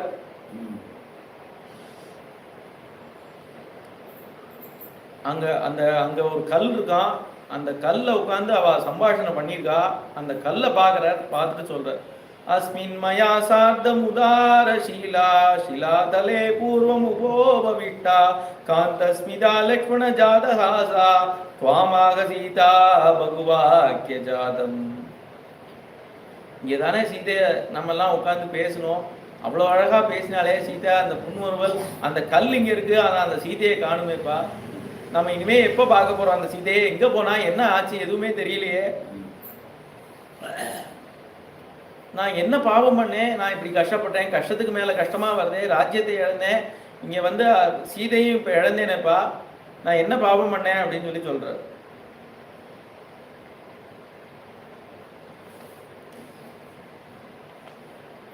இப்போ தெய்வமாக இருந்து அவர் பேசலை, மனுஷனாகவே இருந்து கேட்குறார். ஆதித்ய போ லோக கிருதா கிருதஜ்ஞ லோகஸ்ய சத்யா மிருத கர்ம சாட்சின் மம பிரியாசா குவகதா ஹிருதாவா சம்ஜஸ்வமே சோக வசஸ்ய நித்யம். சூரியனும் அந்த வாயு பகவானையும் பார்த்து கேட்குறார், நீங்கள் தான் லோகம் பூரா இருக்கக்கூடியவர், சூரியன் சர்வலோகத்திலேயும் இருக்கக்கூடியவர், அவருக்கு தெரியாத விஷயம் இல்லை, அவருக்கு தெரியாமல் எந்த காரியமும் நடக்காது. அப்போ சீதை எங்கே இருக்கா சொல்லுமோ, சீதையை கொண்டு என் கண்ணாடி நிறுத்துங்கோ, இல்லை அது கூட வேண்டாம், சீதை எங்கே இருக்கான்னு மட்டும் சொல்லுங்கோ, அதை சம்பாதிச்சுக்கிற திறமை எனக்கு இருக்குன்னு நான் பார்த்துக்கிறேன், ஆனால் எங்கே இருக்கா என்ன ஆச்சுங்கிறத சொல்லுங்கோ அப்படின்னு சொல்லி கேட்குறாரு. வாயு பகவானே சூரியனையும் கேட்கிறார், ஆனா எதுவுமே பதில் சொல்லலையாம். ஏன் அப்படின்னா, இப்ப தெய்வமா இருந்து அவர் கூப்பிட்டுருந்தா அதெல்லாம் அவள்லாம் வந்திருப்பாளாம். தெய்வமா இருந்து ராமரா இருந்து தெய்வமா இருந்து கூப்பிட்டுருந்தா இப்ப வந்திருப்பாளாம்.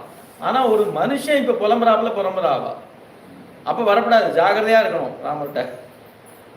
மனுஷனா இப்ப வந்து கேட்கிறார். ஆனா அப்ப நம்ம மனுஷாலாம் இப்படி புலம்புறோமே, அதுக்கெல்லாம் தெய்வங்கள் காது செவி கொடுக்காதா, அதெல்லாம் உதவாதா? அப்ப நம்ம புலம்புறதான் வீணா அப்படின்னு மனுஷா நினைச்சிருவா இல்லையா? அதுதான் இல்லையா. அவ 2 பேருமே பதில் சொல்றா. எப்ப அப்படின்னா கிஷ்கிந்தா காண்டத்துல அந்த சூரியன் தான் சுக்ரீவனை கொடுக்குறார், அந்த வாயு பகவான் தான் ஹனுமானை கொடுக்குறார். அப்ப தெய்வங்கள் வந்து நம்ம கஷ்டத்துக்கெல்லாம் செவி சாய்க்கத்தான் செய்யும். அது கொஞ்சம் முன்ன பின்ன இருக்கும், காலதாமதம் இருக்கும். அதனால தெய்வங்கள் நம்ம கஷ்டத்தை கேட்கவே கேட்காது, நம்மளை காது கொடுத்தே கேட்காதுன்னு நினைச்சுக்கப்படாது. அதுதான் ராமர் காட்டுறீங்க.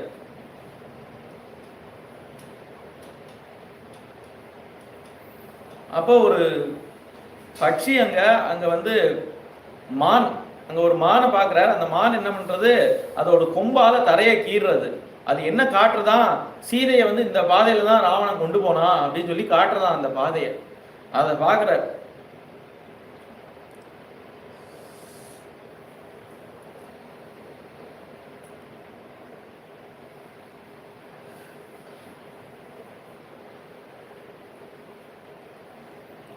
ரொம்ப வேதனையோட புலம்புறார் ராமர். நாம என்ன பாவம் பண்ணோம், நமக்கு இப்பேற்பட்ட கஷ்டம்? தெய்வங்கள்லாம் இல்லையா? தர்மத்துக்கு வந்து இங்க இடமே இல்லையா?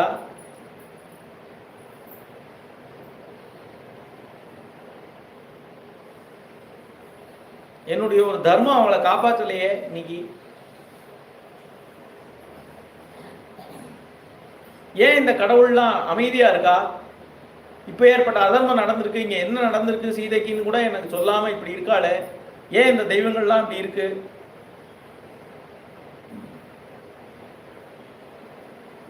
ஒரு நீதிமானுக்கு பயப்பட மாட்டேங்கிறாளே இந்த தெய்வங்கள்லாம் அப்படின்னு சொல்லி கேட்கறது.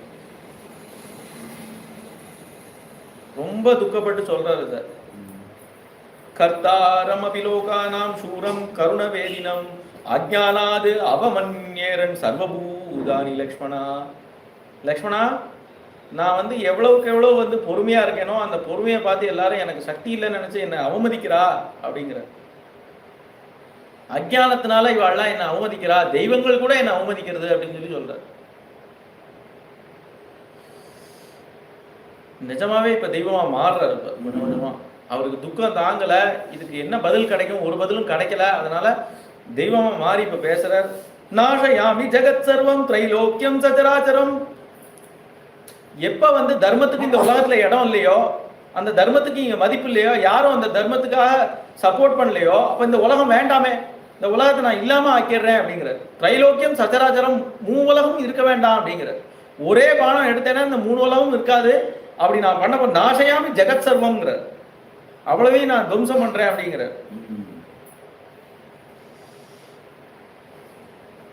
லக்ஷ்மணரே வந்து ஒரு செகண்ட் நடுங்கிட்டார். இதுக்கு மேல ராமர்கிட்ட வந்து பேசுறதுக்கே விஷயம் இல்லைன்னு சாஷ்டாங்கமா நமஸ்காரம் பண்ணிட்டார்.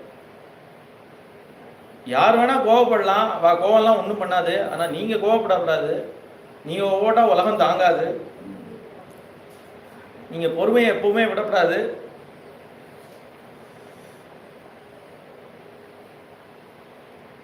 அப்படின்னு சொல்லி ஆறுதல் வார்த்தையெல்லாம் சொல்லி ராமரை சமாதானப்படுத்துறார்.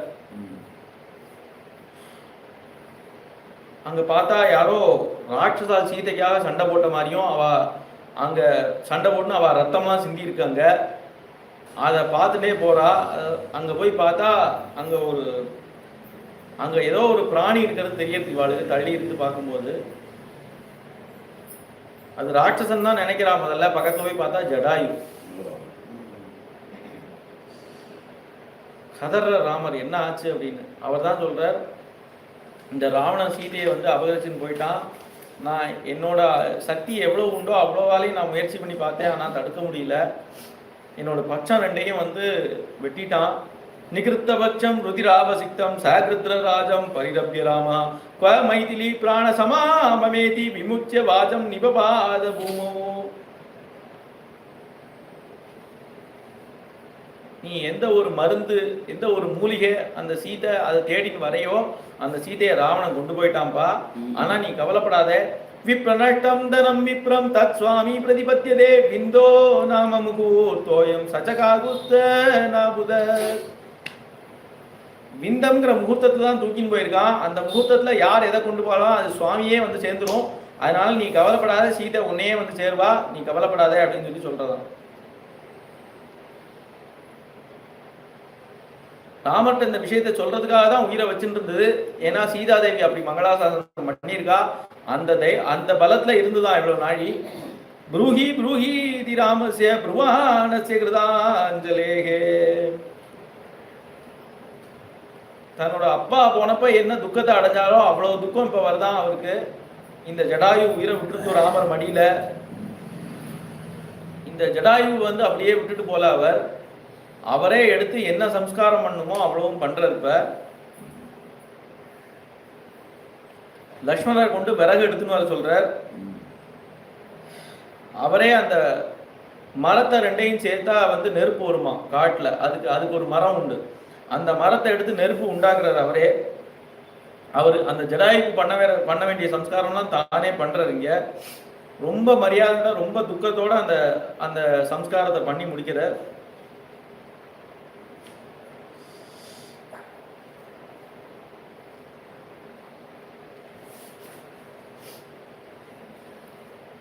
என்ன சம்ஸ்காரம் பண்றது அப்படின்னா, இப்ப ராமருக்காக உயிரை விட்டதுனால அதுக்கு வந்து சொர்க்கம் கிடைச்சிரும்.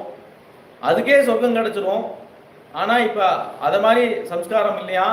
ராமர் வந்து பிரம்மமேத சம்ஸ்காரம்னு ஒண்ணு இருக்கு. அந்த சம்ஸ்காரம் யாருக்கு பண்ணுவா அப்படின்னா, யஜ்ஞசீலருக்கு வேதங்கள் 4 வேதமும் கற்ற அந்த வேதியர்களுக்கு பண்ணக்கூடிய சம்ஸ்காரத்தை இப்ப இந்த பட்சி ஜடாயுவுக்கு பண்ற. யாகதிஹி யஜ்ஞசீலானாம் ஆஹிதாக்னே ச யாகதிஹி அபராவர்த்தினாம் யாஜ பூமி பிரதாயினாம் மயாத்தம் சமனுக்யாதோ கச்சலோகானனுத்தமான் கிருத்ரராஜ மகாசத்வ சம்ஸ்கிருதஸ்ச மயா பிரஜ. இப்ப அது பண்ண புண்ணியத்தினால அது ஒரு சொர்க்கலோகம் போறதா இல்ல ராமர் பண்ண சம்ஸ்காரத்தினால போறதா அப்படின்னு கேட்டா, ராமரே வந்து அனுப்பி வைக்கிறான். அதை எங்க அப்படின்னா நேர வைகுண்டத்துக்கு அனுப்பலையாம். அதுக்கும் இன்னும் பட்டாபிஷேகம்லாம் பார்க்கணும்னு ஆசை இருக்கான். அதனால கச்சலோகான்னு அனுத்தமான்னு அனுப்பி வைக்கிறான். அந்த லோகத்துக்கு இருந்து அதுக்கப்புறம் மேல வைகுண்டத்துக்கு போய் சேர்வாய் அப்படிங்கிற மாதிரி அனுப்புறாரு. இது என்னது, ராமர் மனுஷன் இவ்வளவு காலம் சொல்லிட்டு அப்புறம் திடீர்னு வைகுண்டத்துக்கு அனுப்புறாரு அப்படின்னா யார் இவர் அப்படின்னு கேட்டா, அவர் சத்தியத்தினாலே 3 லோகத்தையும் ஜெயிக்கக்கூடியவரான். சத்தியேன லோகான் ஜெயித்தி தீனான் தானேன ராகவா அப்பவே சொல்லியிருக்கோம். வைகுண்டம் வரைக்கே அவர் சத்தியத்தால ஜெயிச்சிருவரான், அப்பேற்பட்டவரான். அதனால அவர் அனுப்புறாரு ஜடாயுவை. அங்க யாரோ விஸ்வாமித்திரர்னு ஒருத்தர் பாலகண்டத்துல அனுப்ப ட்ரை பண்ணாரு. எங்க சொர்க்கலோகம் தான். யாரு, இந்த திரிசங்குவ. அங்க சகசிராட்சன்னு உட்கார்ந்துருக்கான் இந்திரன். அவன் பார்த்தான். இவன் வந்ததுமே பார்த்துட்டான். யார்ப்பா நீ இங்க வந்திருக்க, ஏதோ அட்ரஸ் மாதிரி வந்துட்ட அப்படின்னு சொல்லி கீழே விட்டு தள்ளிட்டான் திரிசங்குவ. அவன் தலைகுப்புற விழுந்தான். அந்த விஸ்வாமித்திரர் சரி மானத்தையாவது காப்பாத்திப்போன்னு தலைகீழா ஒரு சொர்க்கம் அமைச்சு அவன் அங்க தள்ளிட்டார். அவன் தலைகீழா இருந்தாலும் பரவாயில்ல, சொர்க்கம் கிடைச்சதேன்னு அங்க தெரிஞ்சுட்டு இருக்கான் அவன். இப்ப அனுப்புறது யாரு அப்படின்னா ராமராக்கும் அனுப்புறாரு. எங்க வைகுண்டத்துக்கே அனுப்புறாரு. அங்க கதவு திறந்திருக்கான் ஜடாயுக்கு.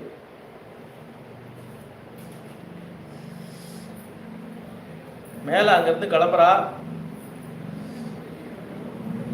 இன்னும் என்ன ஆச்சுன்னே தெரியல சீதைக்கு. மேல கிளம்ப போறா. அதுக்குள்ள அயோமுக்கின்னு இன்னொரு ராட்சசி வரா. அந்த காடு பூராவே ராட்சசாவை சஞ்சரிக்கிற இடம் மாறி மாறி அவள் தான் படுத்தின்னு இருக்கா. அஜோமுக்கின்னு அப்படின்னு ஒருத்தி வரா. இது வந்து ராமர் வரைக்கும் இதை எடுத்துன்னு போகவே வேண்டாம், இவெல்லாம் லேசா தட்டுற ஆள், அதனால நம்மளே பார்த்துப்போம் அப்படின்னு லக்ஷ்மணரே அவளுக்கு என்ன தண்டனை கொடுக்கணும் தீஷ்ணமான தண்டனையை கொடுத்து அவ திரும்பி கூட வரவே முடியாதுங்கிறாப்புல அனுப்பிச்சிருவார். ராமருக்கு நடந்த விஷயமே கொண்டு போக மாட்டார் அவர். அஜோமிகியை அவரே சமாப்தி பண்ணிட்டு போயிடுவார். மேல நடந்து போறா.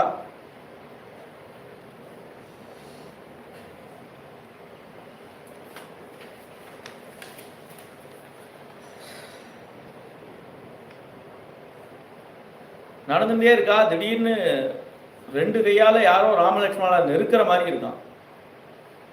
பார்த்தா பயங்கரமா பெருசா ஒன்று நிற்கிறது. அது என்ன ஜந்துன்னு தெரியல. அதுக்கு எப்படி இருக்கு அப்படின்னா, வாய் வந்து வயத்துல இருக்கு. கையால எல்லாத்தையும் பிடிச்சு அப்படியே வயத்துல போட்டுக்குமா. நேர வாயில போட்டு வயத்துக்கு போக வேண்டிய அவசியம் இல்லாம நேர வயத்திலே போட்டுக்குமா. அது பிடிச்சு நெருக்கிறது. ராமர் என்ன பண்றாரு, தீனமான குரல்ல அழ ஆரம்பிச்சிட்டார். இன்னும் கஷ்டத்துக்கு மேல கஷ்டம் வருது, நான் ராஜ்யத்தை இழந்து சீதையை இழந்து இப்படி வந்துட்டு இருக்கேன், கஷ்டத்துக்கு மேல கஷ்டமா வருதே லக்ஷ்மணா அப்படின்னு சொல்ல லக்ஷ்மணனும் அழ ஆரம்பிச்சிட்டார். லக்ஷ்மணன் அழ ஆரம்பிச்சதை பார்த்து ராமர் நிறுத்திட்டார். என்ன லக்ஷ்மணா, இது என்ன பைத்தியகார்த்தனமா நம்ம அழுதுட்டு இருக்கோம், கையை ரெண்டையும் வெட்டு அப்படின்னு சொல்லி 2 பேரும் வாழ உயினா இந்த கை ரெண்டையும் கபந்தனோட கை ரெண்டையும் வெட்டிட்டா. வெட்டினதுமே கபந்தன் ஆச்சரியப்படுறான். ஏன்னா யாருமே அந்த கையை வெட்ட முடியாதான். நீங்க யார் அப்படின்னு கேட்குறான். நாங்கள் தான் ராமலக்ஷ்மணால் அப்படின்னு சொன்னதும், உங்களுக்காக தான் நான் காத்துட்டு இருக்கேன், உங்களை தவிர வேற யாராலையும் என் கையை வெட்டியிருக்க முடியாது, ஆனால் அது மட்டும் பண்ணா போறாது, என்னை அப்படியே எரிக்கணும், அப்போதான் எனக்கு சாப விமோசனம் ஆகும் அப்படின்னு சொல்லி சொல்றாரு. அப்போ அவனுக்கு சுற்றியே மரங்கள்லாம், அந்த வேஸ்டான மரங்கள்லாம் வெட்டி அவனுக்கு சுற்றி அடுக்கிறார் அங்கே. அது என்ன பெரிய மலை மாதிரி இருக்கு, அவரை தாண்டியும் போக முடியாதுங்கிறாப்புல இருக்கு. சரி இதை பண்ணுவோமேன்னு சொல்லி அந்த மரத்தெல்லாம் வெட்டி அவரை சுற்றி அடுக்கி அதுக்கு நெருப்பு வைக்கிறா.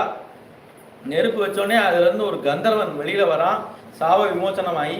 அவன் சொல்றான், அங்க சுக்ரீவன் ஒருத்தர் இருக்க, அவர் எப்பேற்பட்டவர் அப்படின்னா யாரும் உபகாரம் பண்ணாட்டாலும் உபகாரம் பண்ணக்கூடியவர், அதனால நீங்க அவரை பாருங்கோ, உங்களுக்கு நல்லது நடக்கும், சீதையை நிச்சயம் மீட்டு நீங்க பட்டாபிஷேகம் பண்ணி சௌக்கியமா இருப்பேன்னு சொல்லிட்டு அவன் மேல கிளம்புறான்.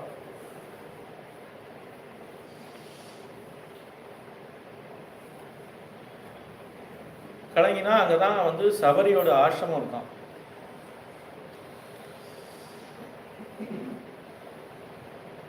சபரியோட கதையை இங்க சொல்ற. சபரி எப்படி இருந்தா அப்படின்னு கேட்டா, ஒரு மிருகம் மாதிரி அங்க தெரிஞ்சுட்டு இருந்தாலாம். ஒண்ணுமே தெரியாது, ஏதோ மாம்சம் கிடைக்கும் அதை அடிச்சு சாப்பிடுவா, அப்படிதான் தெரிஞ்சுட்டு இருந்தா. ஒரு நாள் என்னாச்சு, திடீர்னு அவளுக்கு வந்து இனிமே நம்ம மாம்சமே சாப்பிடக்கூடாது, எந்த ஜீவனையும் நம்ம கஷ்டப்படுத்தக்கூடாது, காய்கழங்கள்லாம் இனிமே நம்ம சாப்பிட்டு இருக்கணும் அப்படின்னு முடிவு பண்றாலும்.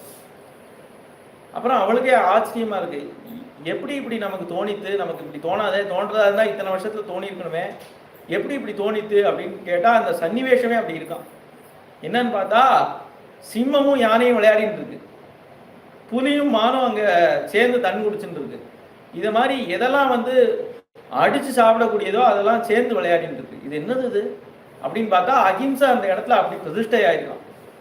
அந்த ரிஷி மதங்க ரிஷியோட வைபவம் அது. அதனால அகிம்சையே அந்த அந்த ஆசிரமத்தை சுற்றி பிரதிஷ்டை ஆயிருக்கான். அதனால அங்க போனவர்களுக்கெல்லாம் அகிம்சை எண்ணமே வராதான். அத மாதிரி இவளுக்கு மாறிட்டா, சத்புத்தி வந்துருது இவளுக்கு. இவ பார்க்குறா, இங்க மதங்கரோட ஆசிரமம் இருக்கு. உடனே காலமே வந்து இவ என்ன பண்றா, அதை கூட்டி மழி பெருக்கி எல்லாம் பண்ணிட்டு கிளீன் ஆக்கிட்டு போயிடுவாளாம். இப்படி இவ கைங்கரியம் வந்து பல நாள் பண்ணிட்டு இருக்கா.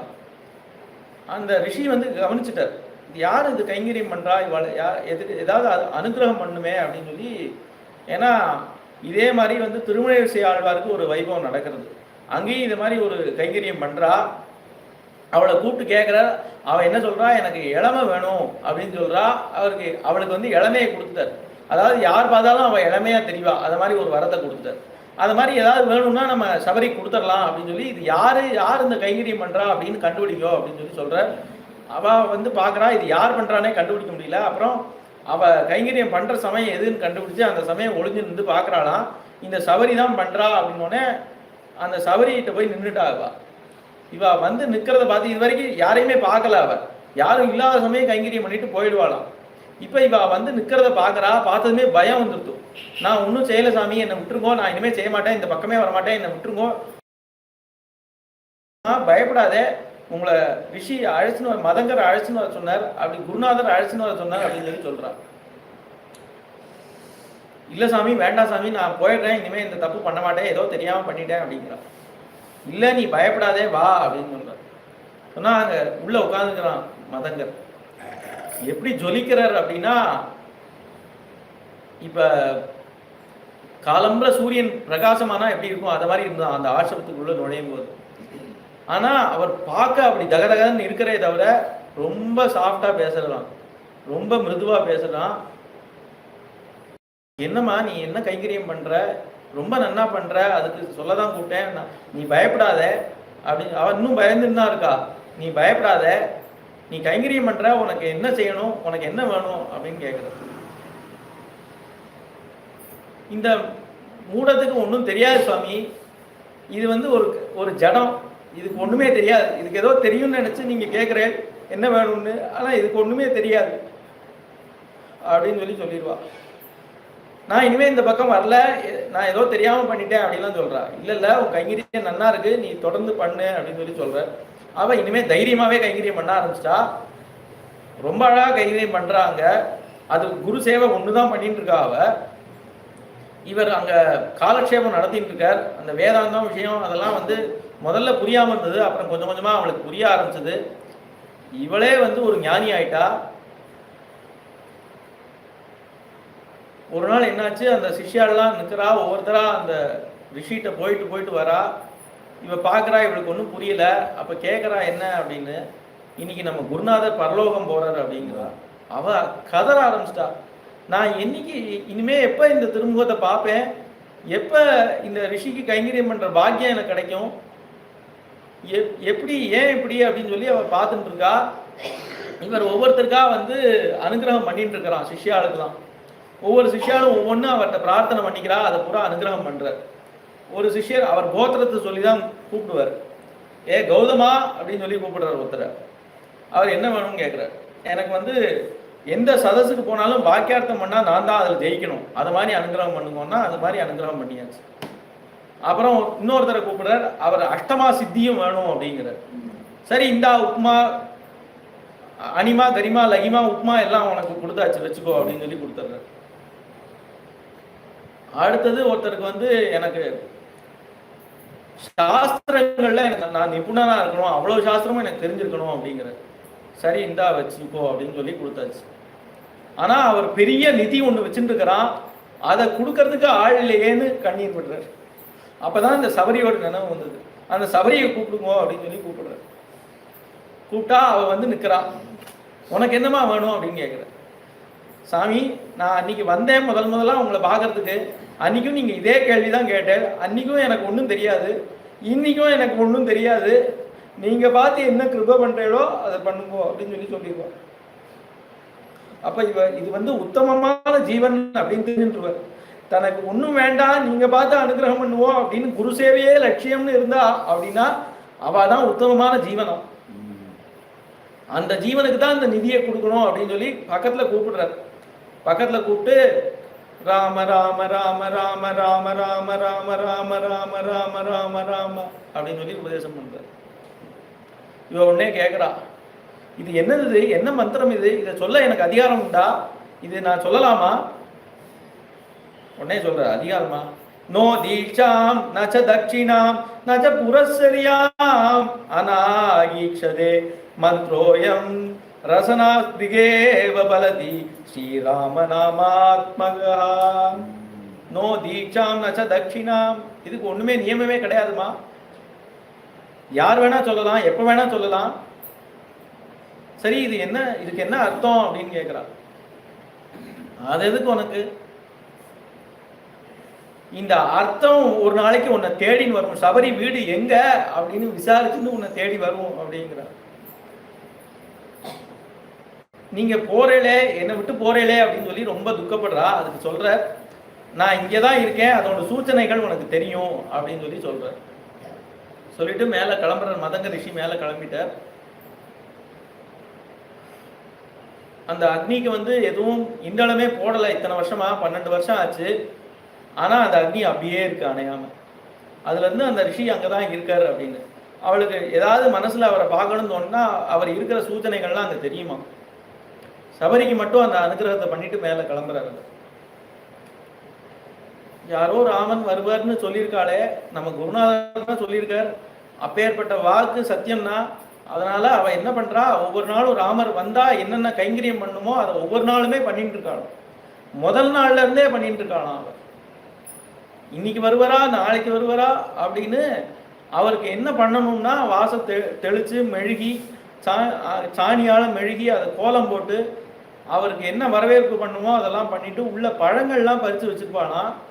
அந்த பழங்கள் எப்பேற்பட்ட பழங்கள் அப்படின்னா அந்த காடு பூரா தேடினா நிறைய பழங்கள் கிடைக்கும், ஆனா எல்லாமே நன்னா இருக்காதான். இவ போய் அலைஞ்சு திரிஞ்சு அதை தேடி கண்டுபிடிச்சிருக்கா, எந்த பழம் நன்னா இருக்குன்னு பார்த்துருக்கா, அந்த பழத்தை பறிச்சு வச்சிருப்பாளாம் தினமும். இப்படி 1 வருஷம் 2 வருஷம் இல்லை, 12 வருஷம் இந்த கைங்கரியம் பண்ணிட்டு இருக்கா. ஆனா இப்ப ரொம்ப வயசாயிடுத்தவளுக்கு, பல்லெல்லாம் கொட்டிட்டு தலையெல்லாம் நிறைச்சிருத்தோ. நான் காத்துட்டு இருப்பேன் ராமா, அதை பத்தி இல்லை, ஆனா சரீரம் உதிர்ற நிலைமை ஆயிடுத்து, நீ எப்போ வருவ தெரியலையே, நீ வருவியானே தெரியலையே எனக்கு. எங்க குருநாதர் வார்த்தை கூட சத்தியம் இல்லையா, அவர் வார்த்தை சத்தியங்கிறதுக்காகவாது நீ வர வேண்டாமா? எனக்கு பக்தி இல்லை, அது வேற விஷயம், ஆனா எங்க குருநாதர் வார்த்தை சத்தியம் தானே, அதுக்காக நீ வர வேண்டாமா அப்படின்னு கேட்டுட்டு இருக்கா. இங்க ராமர் வந்து சபரியோட வீடு எங்கன்னு விசாரிச்சுன்னு வரறான் இவளை தேடி. முதல்ல இந்த ராம லக்ஷ்மணால பாக்குறா சபரி. குந்தேந்திவர சுந்தராவதி பலோ விஜானே தாமா உபௌ சோவாட்யோ வரதன்வினௌ சுதினௌ கோவி பிரவிந்தோ பிரியௌ மாயா மானுஷ ரூபிணௌ ரகுவரௌ சத்தர்ம வந்தோ ஹிதௌ சீதான்வேஷண தத்பரோ பதிகதோ பக்தி பிரதௌ தௌஹினஹ. சியாமளமான திருமேனி, கோமளமான திருமேனி, அது அப்பதான் தரிசனம் பண்றா அந்த சபரி. ராமன்னு அந்த நாமத்திலே அவள் லயிச்சுட்டு இருந்தா. இந்த ராமமே அவளுக்கு சுவையா இருந்தது. ராமன்னா எது அப்படின்னு இப்பதான் பாக்குறா.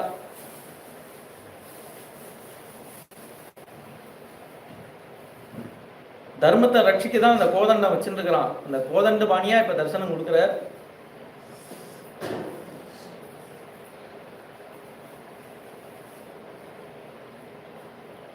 ராமரை உள்ள வரவேற்று அவருக்கு பண்ண வேண்டிய இதெல்லாம் பண்றா.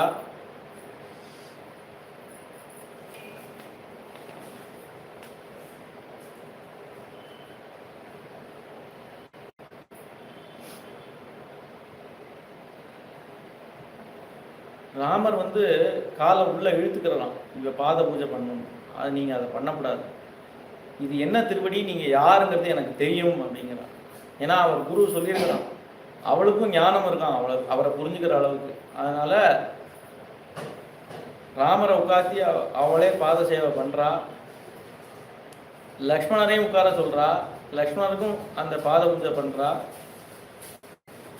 ராமர் விசாரிக்கிறார். கச்சித்தே நித்திதா விக்னா கச்சித்தே பர்ததே தபஹா கச்சித்தே நியம க்ரோதா ஆஹாரஸ்ய சபோதனே கச்சித்தே நியமா பிராப்தா கச்சித்தே மனச சுகம் கச்சித்தே குரு சுஷ்ரூஷா சபலா சாருபாஷினி அப்படிங்கிற. சாருபாஷினி அப்படிங்கிறார். அவளுக்கு பல்லே இல்லை, வார்த்தையே வெளியில வராது, அது மாதிரி இருக்கா அவ. ஆனா சாருபாஷினிங்கிற, ரொம்ப அழகா பேசுறவளேங்கிற. அவ என்ன பேசிட்டா அப்படி, இனிமேதான் பேச போறா, அதுக்கு முன்னாடியே அவர் டைட்டில் கொடுத்தாச்சு சாருபாஷினி. உன்னோட தபசு வந்து சபலமாச்சா, தபசு வந்து விக்னம் இல்லாம நடக்கிறதா, ஆகாரம் கட்டுப்பாட்டுல இருக்கா? ஏன்னா குகனை பார்த்து விசாரிக்க வேண்டியது இது கிடையாது, இது சபரிட்ட விசாரிக்க வேண்டியது. குகனை பார்த்தா என்ன விசாரிப்பார்னா, அந்த தோல்ல ஒரு சொட்டு கொடுத்து, எப்படிப்பா கட்டுமஸ்தா சரீரம் வச்சிருக்க, ஆகாரம்லாம் நல்லா எடுத்துக்கிறியா, சாப்பிட்றியா அப்படி கேட்கணுமா.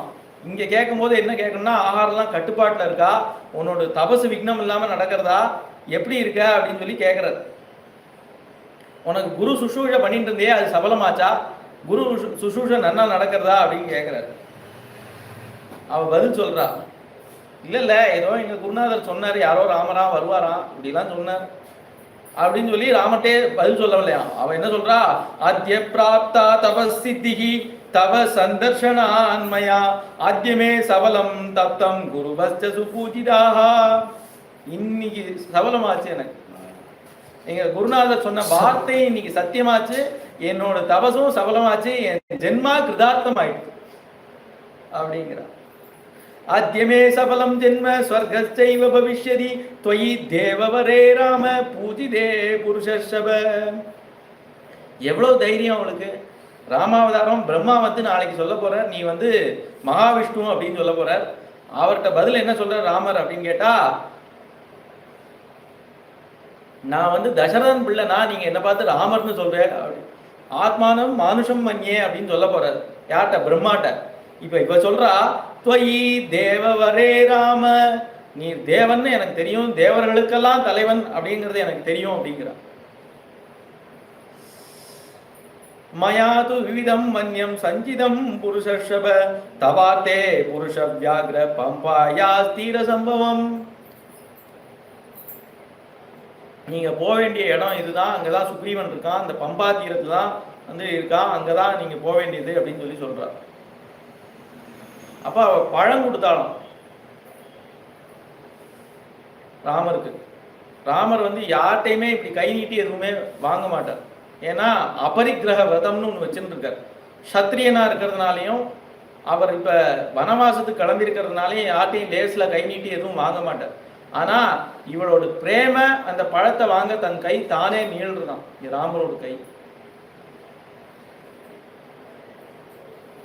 ஏது பழம் உனக்காக பறிச்சுன்னு வந்தியா அப்படின்னு கேட்குற. எனக்கா? நான் இந்த காஞ்ச சரகுகள் தான் சாப்பிட்றேன், எனக்கு எதுக்கு பழம்? சரி, ஏதாவது ஆள் போட்டிருக்கியா பறிச்சுன்னு வர்றதுக்கு? எனக்கு ஏது ஆளும் தேடும், நான் தான் பறிச்சுன்னு வரணும் அப்படிங்கிறான். எங்க இங்க பக்கத்துல தோட்டம் போட்டிருக்கியா, அதுல இருந்து பறிச்சுன்னு வரியா? இல்ல அங்க பம்பா தீரம் இருக்கு, அங்கதான் இங்க இருக்கு பழங்கள், ஆனா இதெல்லாம் நன்னா இருக்காது, இதெல்லாம் கசக்கும், அங்கதான் நன்னா இருக்கும், அங்க போய் பறிச்சுன்னு வரேன். டெய்லியே அங்க போய் பறிச்சுன்னு வருவாளாம் அவ. அதனால அந்த கை நீண்டுதான் வாங்கறதுக்கு. லக்ஷ்மணா நீயும் எடுத்துக்கோன்னு அதை கடிச்ச பழம் கொடுக்குறா. வெறும் பழம் இல்லை, எச்சில் பண்ணி வேற கொடுக்குறா. இப்படி கொடுக்கலாமா அப்படின்னு கேட்டா அது ஸ்வீட்டா இருக்கான்னு பார்த்துட்டு தான் கொடுப்பாளாம். தான் தான் பறிச்சுன்னு வந்திருக்கா அதை, ஆனாலும் அதை கொடுக்கும்போது அது ஸ்வீட்டா இருக்கான்னு பார்த்துட்டு கொடுக்குறான். அந்த பிரேமைக்கு அந்த கையை நீட்டி வாங்கிக்கிற. லக்ஷ்மணா நீயும் எடுத்துக்கோன்னு அவருக்கு வேற கொடுக்குறாரு.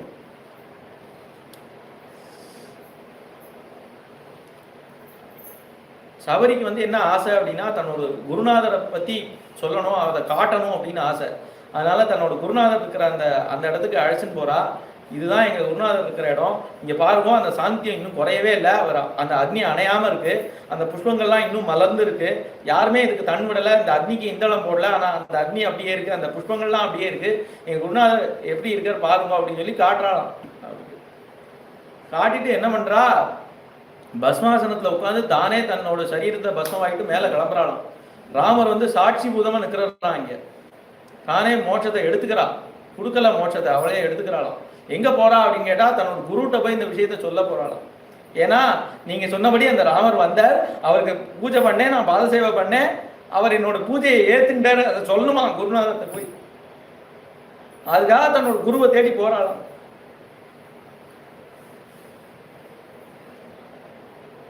அங்கிருந்து ராமரும் லக்ஷ்மணாலும் மேல பம்பாதீரத்துக்கு வந்துட்டா. அதோட அரண்யகாண்டம் முடிகிறது. மேல நாளைக்கு ஜானகி காந்த ஸ்மரணம்.